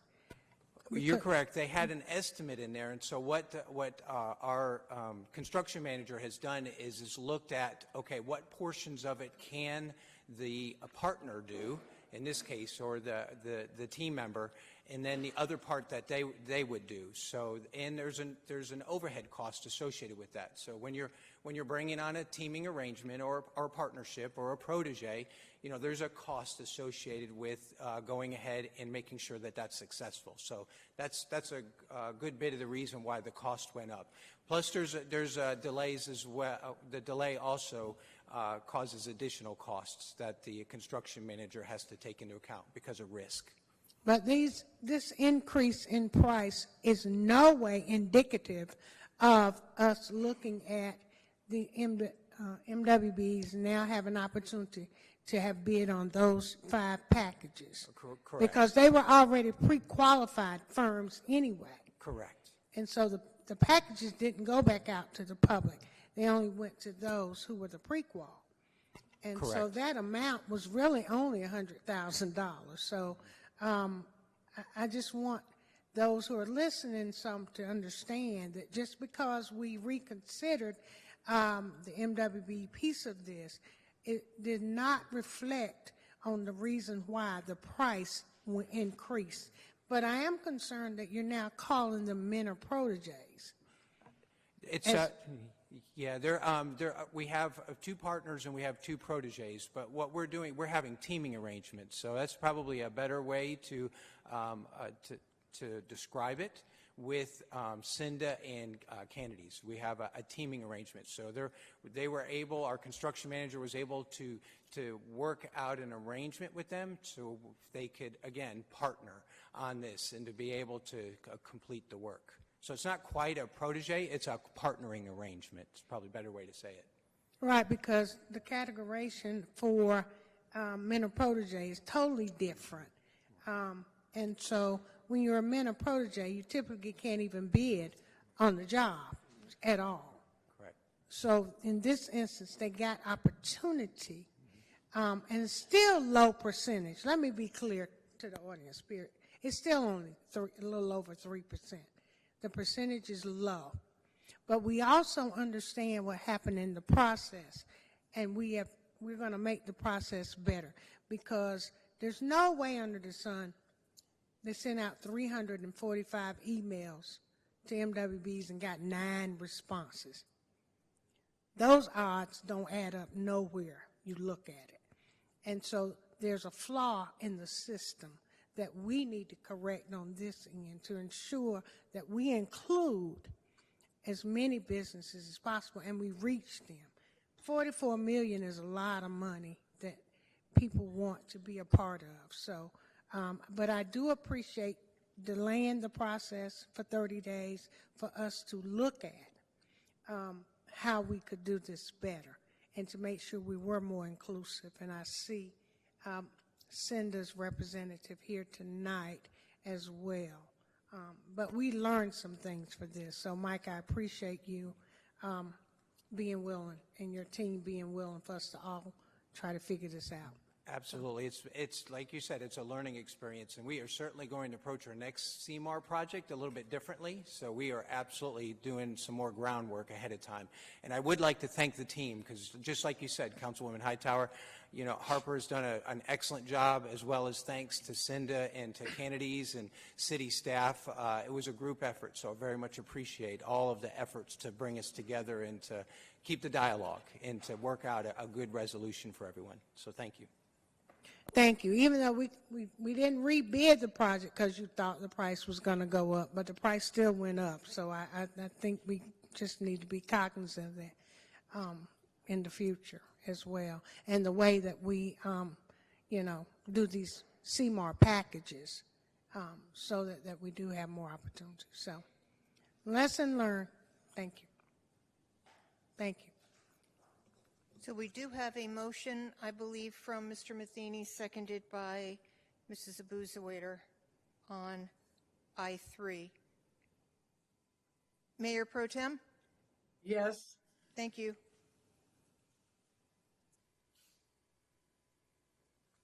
And that passes 9-0. We now move on to item I-4, resolution approving a bid in the amount of $9,658,497 and authorizing contract 2022-0110 with Kagan Construction and Rehabilitation Services for the Sanitary Sewer Rehabilitation 2022 project. Move the item. Moved by Ms. Hightower, seconded by Second. Mr. Holston. We went back to the old way. Yeah. But I pressed on the screen. I mean, I'm asking. Yeah, I got you. Mayor Pro Tem? Yes. Thank you. And that passes 9-0. Item I-5 is a resolution approving bid in the amount of $14,950,000 and authorizing execution of contract 2015-003, tip number EB-6037C with Yates Construction Company, Inc. for the Downtown Greenway Project Phase 4. Yeah. Everybody wants to. So I heard Dr. Wells and Mrs. Abuzawader.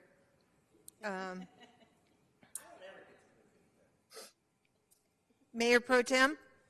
Yes. And I just want to say, I am so glad. I should have started with I move resolution, because it's about time we got this last mile done. And it has been a long time coming, and I think we had to bid it 3 times. Was that 3 times we bid this contract, Mr. City? Yes, I see Hannah shaking her head yes. So finally, third is a charm. So. Councilmember Hightower? Yes, and that passes 9-0. Item I-6 and I-7. I-6 is a resolution authorizing supplemental agreement number 4 with NC Department of Transportation for EB-6037C in the amount of $5,964,256 for Downtown Greenway Project 4 and A&Y Greenway Phase 1, and item 1.7, ordinance in the amount of $5,964,256, increasing the budget for supplemental agreement number 4 with NC Department of Transportation for EB-6037C for Downtown Greenway Phase 4 and A&Y Greenway Phase 1. So moved by Mrs. Thurm, seconded by Dr. Wells. Council, please vote. Mayor Pro Tem? Absolutely. I'm a yes, Zach.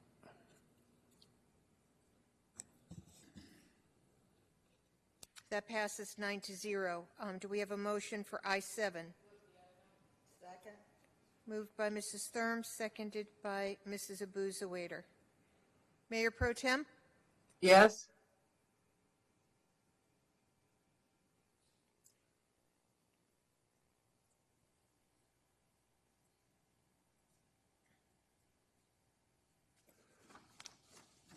And that passes 9-0. Item I-8 is a resolution to authorize an economic development service contract in the amount of $300,000 with East Market Street Development Corporation, DBA, East Greensboro now through fiscal year 25-26. Second. So moved Go by to you. Mr. Wake up. Moved by Mr. Holston, seconded by Mrs. Hightower. Yeah, I got my thing on. What is it? I told Goldie she That's- to wake up. Oh, that's right. She's the chair. So That's right. neither of them can vote on it. We can't vote. This That's is right. East Greensboro, right? No. So moved by. Unsecond. They need to But you're announce. not on it. Yeah, so you're moved. So They moved need by to announce Mr. that they're Holston. going to recuse themselves. So, yes, we're going to recuse Dr. Wells and And Mrs. me. Hightower. Right. So it is moved by Mr. Holston and seconded by Mrs. Abuzawader. I will make sure the record reflects that. You do. What'd you say? See, Oh, yeah, okay. so this doesn't even require a vote. They just have to say, I'm recused. I'm recused. Whatever. Mayor Pro Tem? Yes.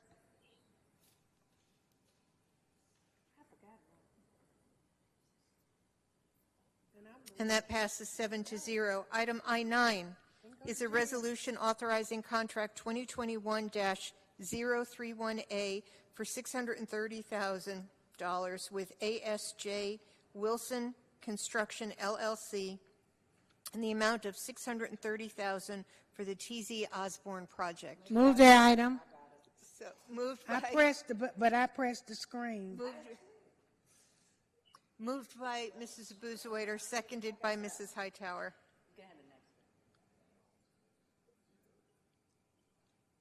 Mayor Pro Tem? Yes.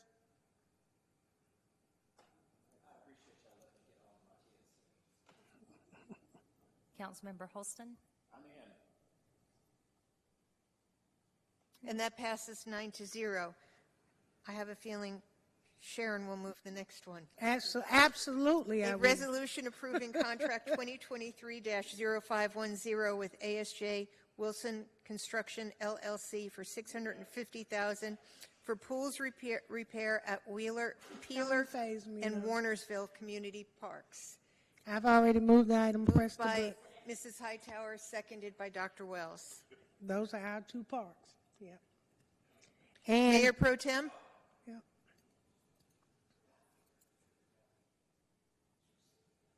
Did she say yes? Okay. Mayor Pro Tem? Yes. Right. And let me just say, ASJ Wilson is an MBE who is a prime on this.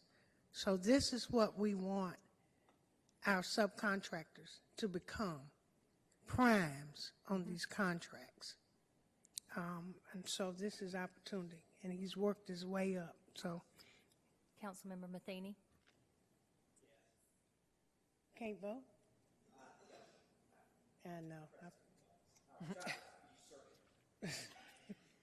You're trying to. Good luck with that. And that passes 9-0. That probably won't work, but we. Now we move on to I-11, resolution authorizing a security agreement and related documents in connection with the financing of firefighting equipment for the City of Greensboro with J.P. Morgan Chase Bank, and this is for their respirators, I believe. Move the item. Moved by Mrs. Thurm, seconded by Mayor Pro Tem.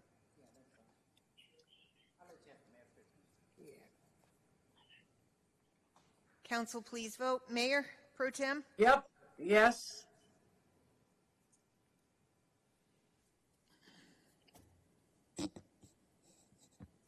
And that passes 9-0.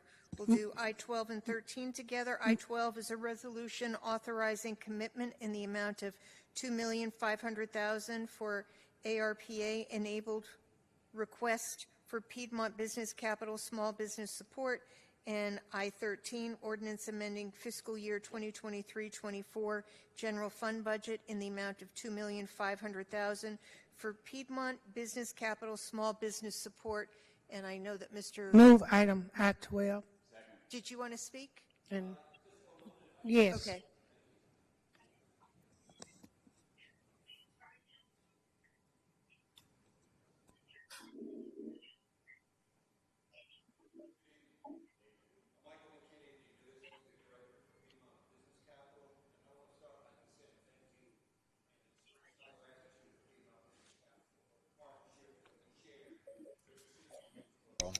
It has been so instrumental in creating thriving small businesses, the thriving small business community, and we are immensely grateful for your continued support.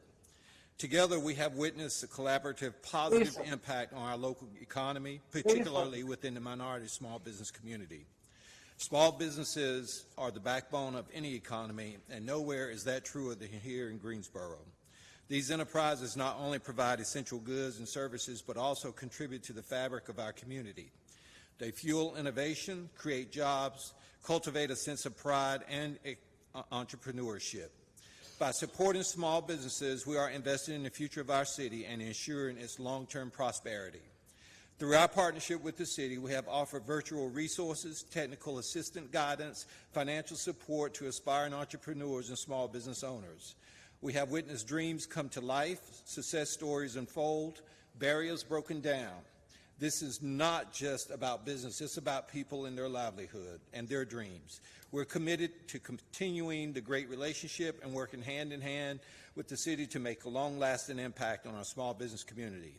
Our strong leadership, strategic thinking, and community development passion will propel us towards new horizons. And together we will continue to empower the small businesses and foster economic growth and create opportunities for all. Thank you again for what you do, for your leadership and dedication to the prosperity of Greensboro, and no doubt the quality of life is better for all of us because you believe in what we're doing. Thank you. Thank you so much. And so that was moved by Mrs. Hightower, seconded by Mr. Holston. Council, please vote. Mayor Pro Tem?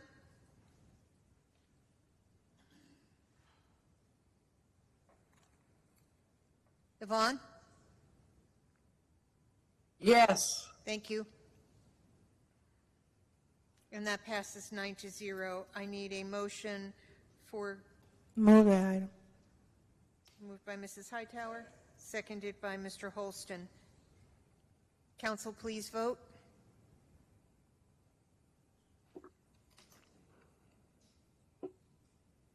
It was Hightower, Holston.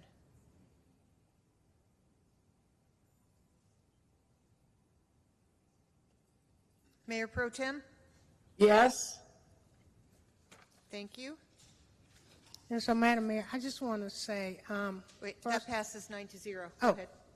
that was an automatic 9-0. I just wanted to say welcome to Mr. McKinney as the ED of PBC now.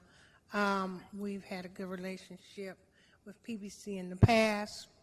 Previous ED was great, so I know you'll be great as well. With your lending background and experience, you bring a wealth of knowledge to the table to help our small businesses. And so I know that with this funding, we're going to do even greater things to help those entrepreneurs in this community. So I just wanted to tell you thank you very much for taking this on and for being willing to work with us. So glad to have you. Okay, that is the end of our printed agenda. Boards and commissions, real quick. Anybody have a board or commission? I have one. Sharon? I have one. I need to reappoint Keith Peterson, who is on zoning. This will be his second term. He expired 8/15. And so this will be his second term. Okay. Second. All in favor, say aye. Aye. Aye. That passes 9-0. Any other boards or commissions? Why don't we do any brief comments? Mayor Pro Tem, do you have any comments? No, I don't have any tonight. Thank you. I'm going to sign off, but I thank you. Thank you. Sharon? Lisa?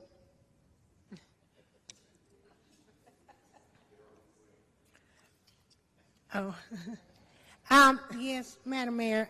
First of all, it was an exciting day on yesterday. We went to A&T for their rollout of the autonomous vehicles and riding in vehicles where nobody's driving.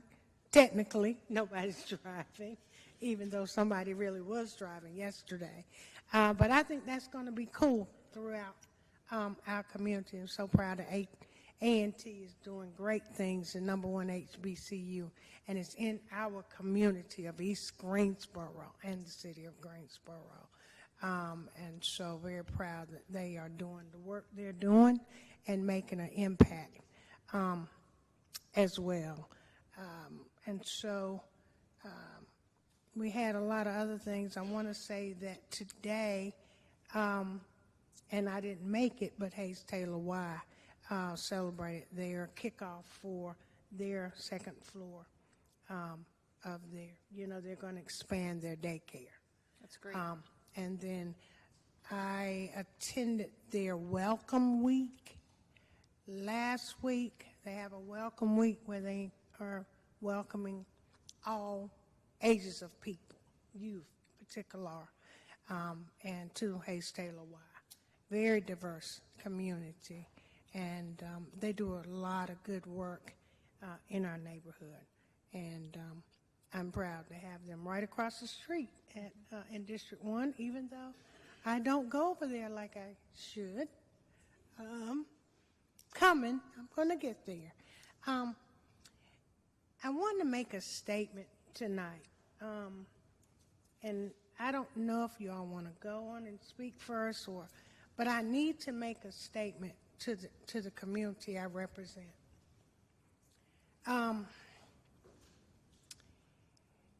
You know, I know that I represent a district that has a lot of issues. Health disparities, food deserts, and I try to support things that I think will enhance and improve the quality of life for the residents in District 1. And a few years ago, as you all know, we were to get a grocery store in District 1. And we make a lot of promises to residents that don't come to fruition, or they take a very long time.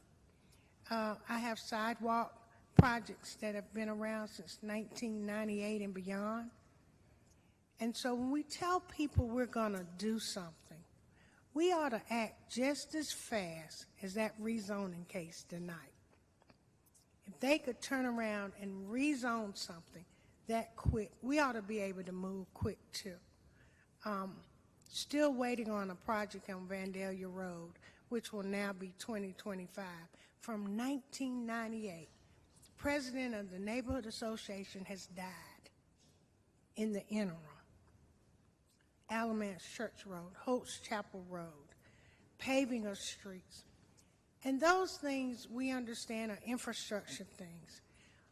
But when we can make a difference and we try to work with others, they ought to understand our commitment to serving this community. And so I promised District 1 that we would get a grocery store. This has been since pre-COVID, and we don't have it yet. And I'm sorry. People ask me all the time, when's it coming, what's going to happen, why we don't have it. I don't know. I don't know. I am tired of empty promises. Trust me. I did not intentionally tell you something wrong. It was with the best of intentions, and it has bothered me a lot that it's not happened yet, but we continue to get convenience stores. We're like minimized to nothing but either dollar value or cheese and peanut butter crackers, potato chips, beer, wine. We don't get healthy eating places, grocery stores, restaurants. And I don't know why we're looked at like that. We deserve the best as anyone else.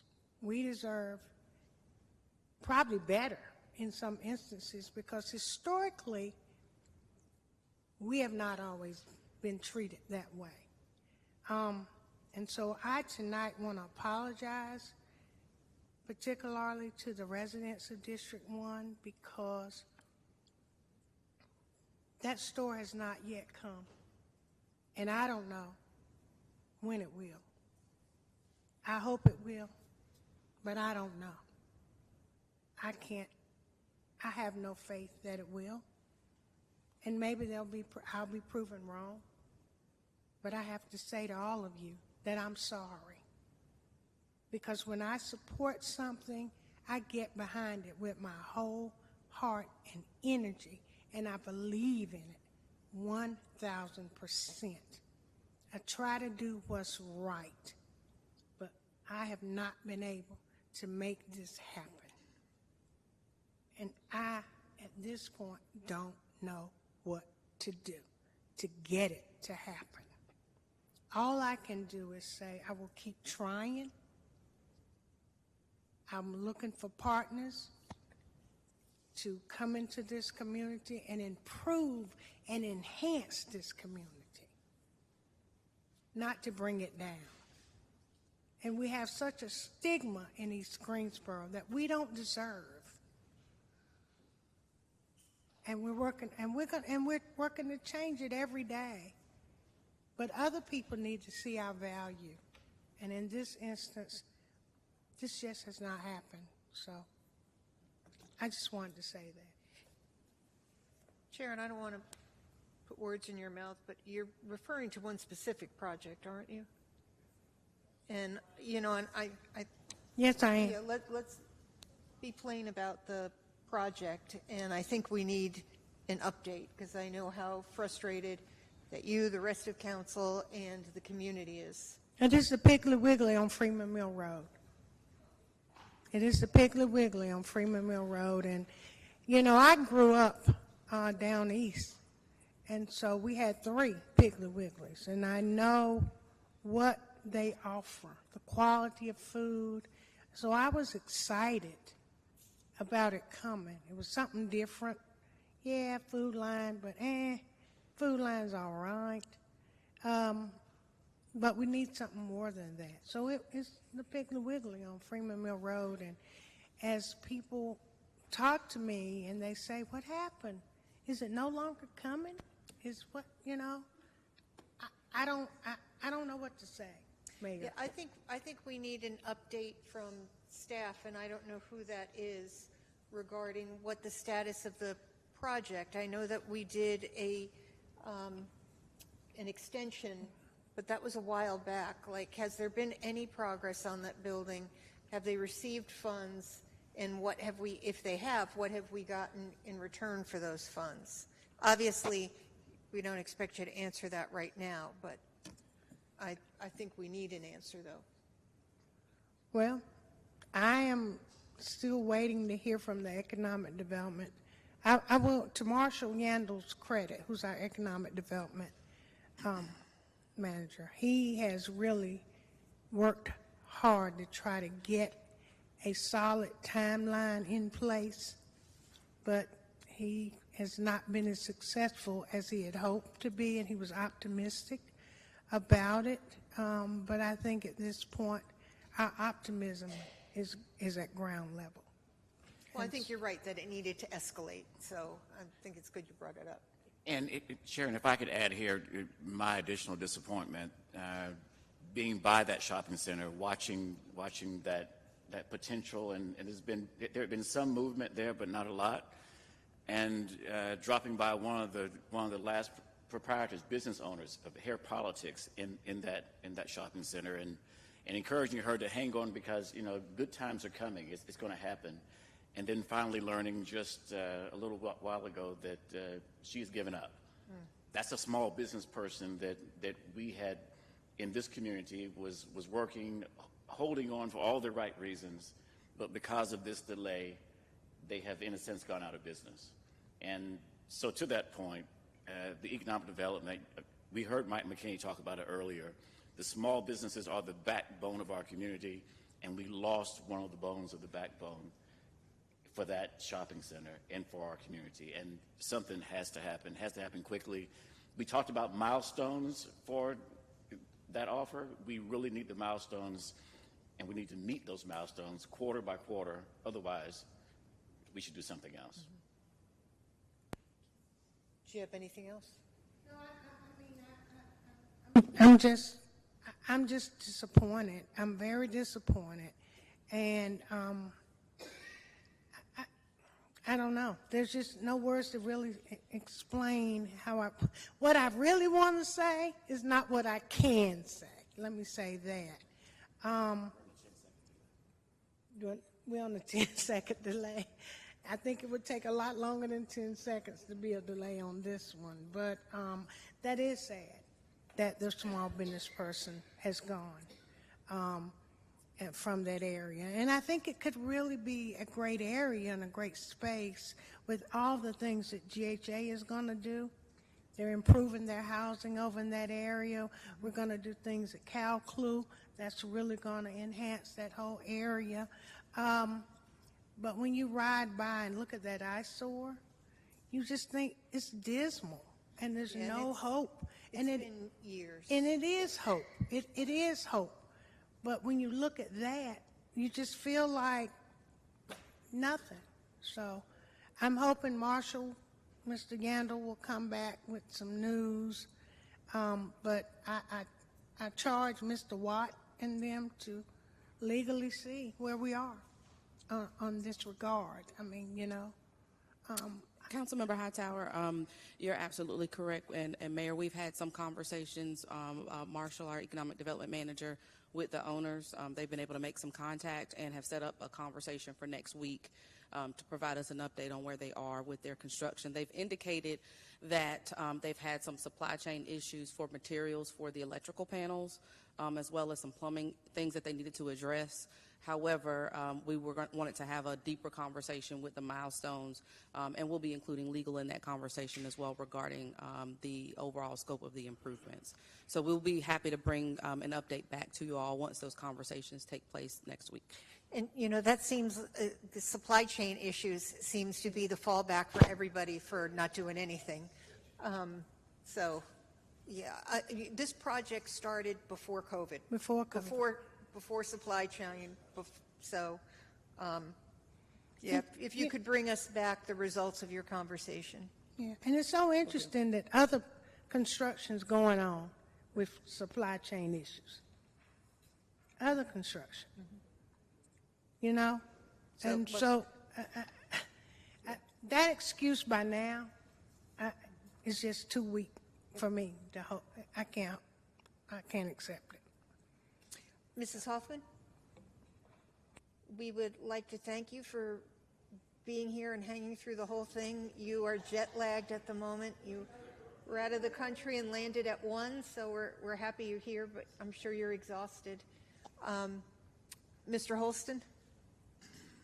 Yes, Madam Mayor, I have a couple of things. I want to say that we were at the Tanger Center.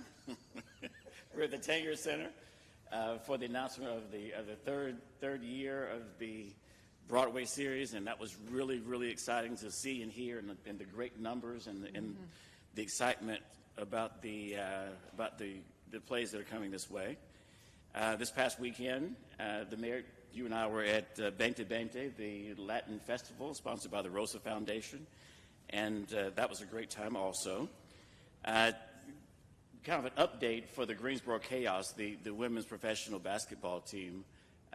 They were playing for the Final Four this past weekend, and unfortunately, by a very small number of points, lost that match, and so they will not be in the Final Four that is being hosted here in Greensboro September 29th through October 1st over at Western Guilford High School, but they do have an all-star game, and they do have some 4 of their players who will be representing the Greensboro Chaos in that national all-star game.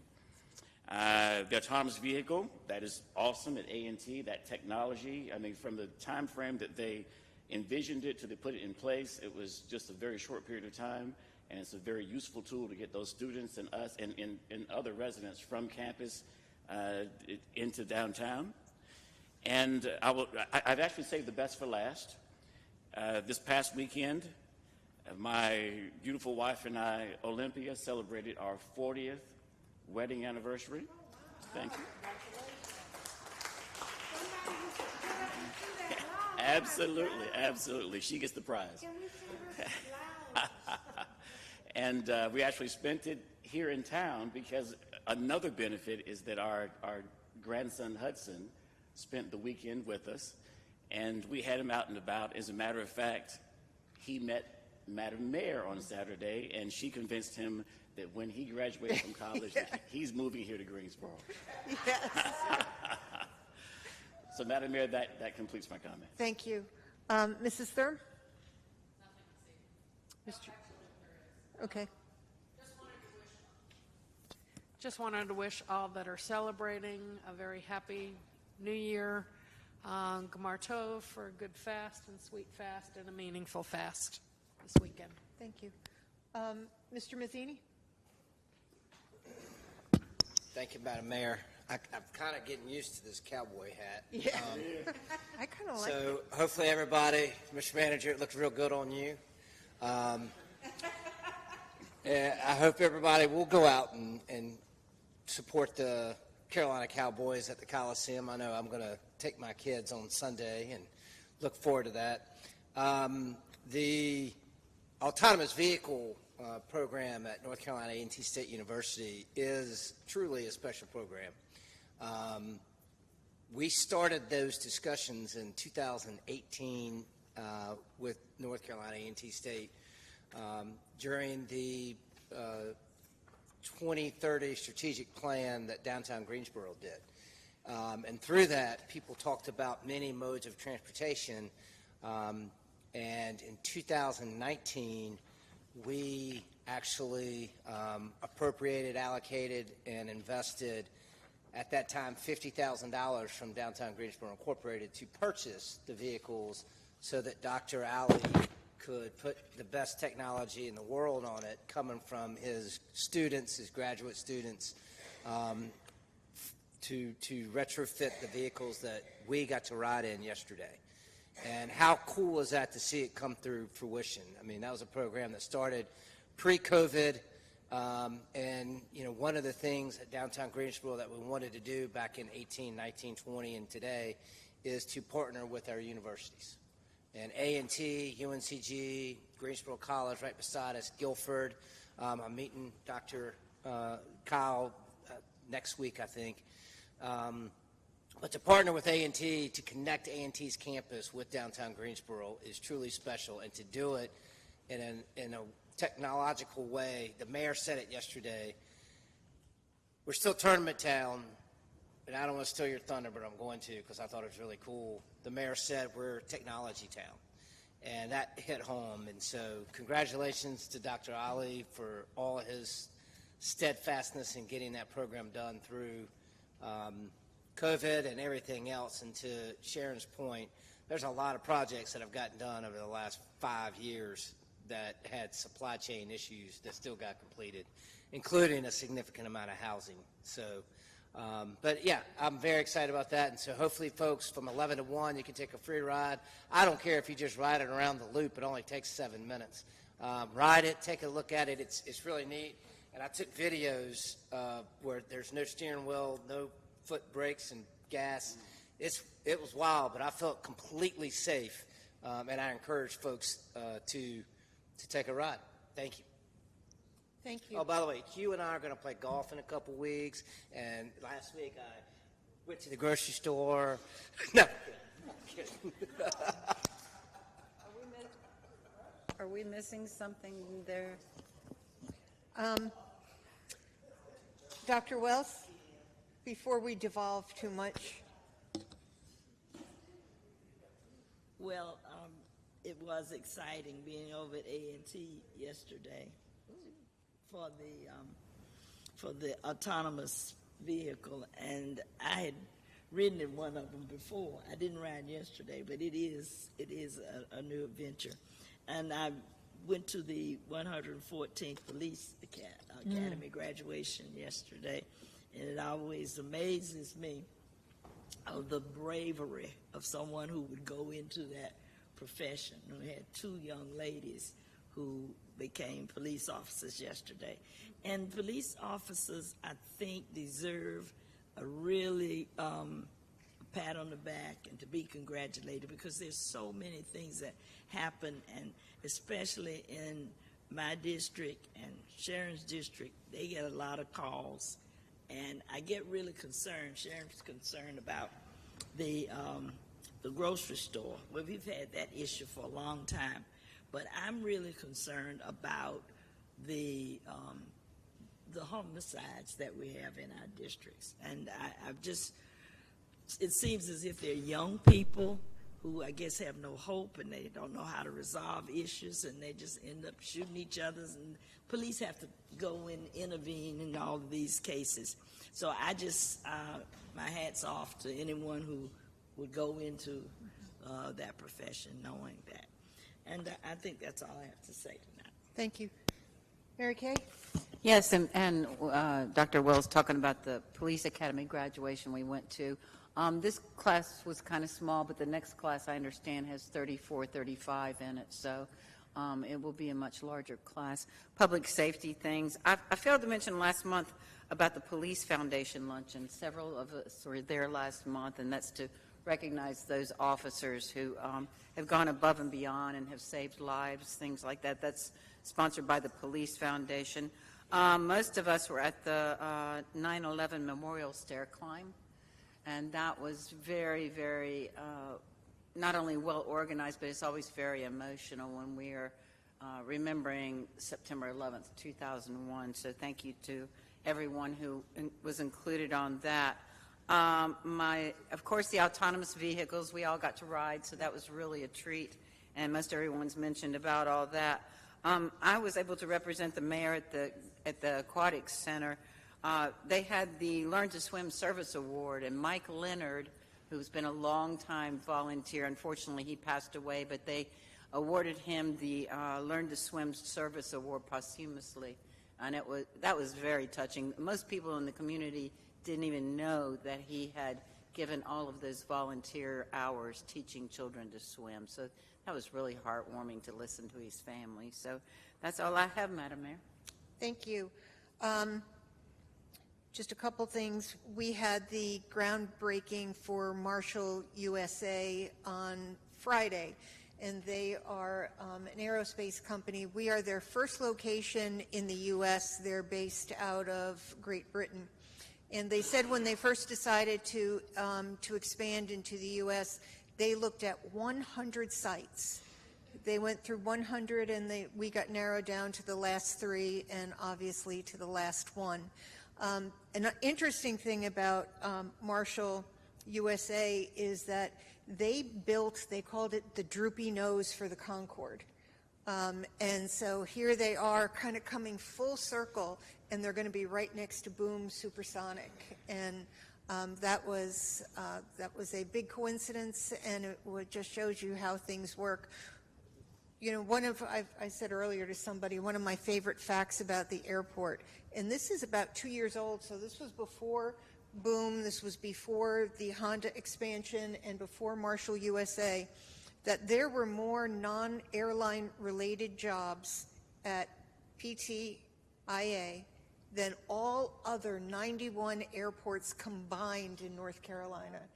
And that is a huge number, and it has gotten so much bigger with those recent expansions and locations. So the airport really is an economic generator for us. And you know, we know that there are some good training programs out there, so our residents will be upskilled and be able to work at Boom. We'll have to publicize that more to make sure that people realize that those jobs are attainable. And then secondly, Hugh mentioned about the Tanger Center, and they mentioned their Broadway tickets. They've sold over 17,000 Broadway packages again. They were, at that time, 140 short from year one, and year one is always expected to be the best because people are curious.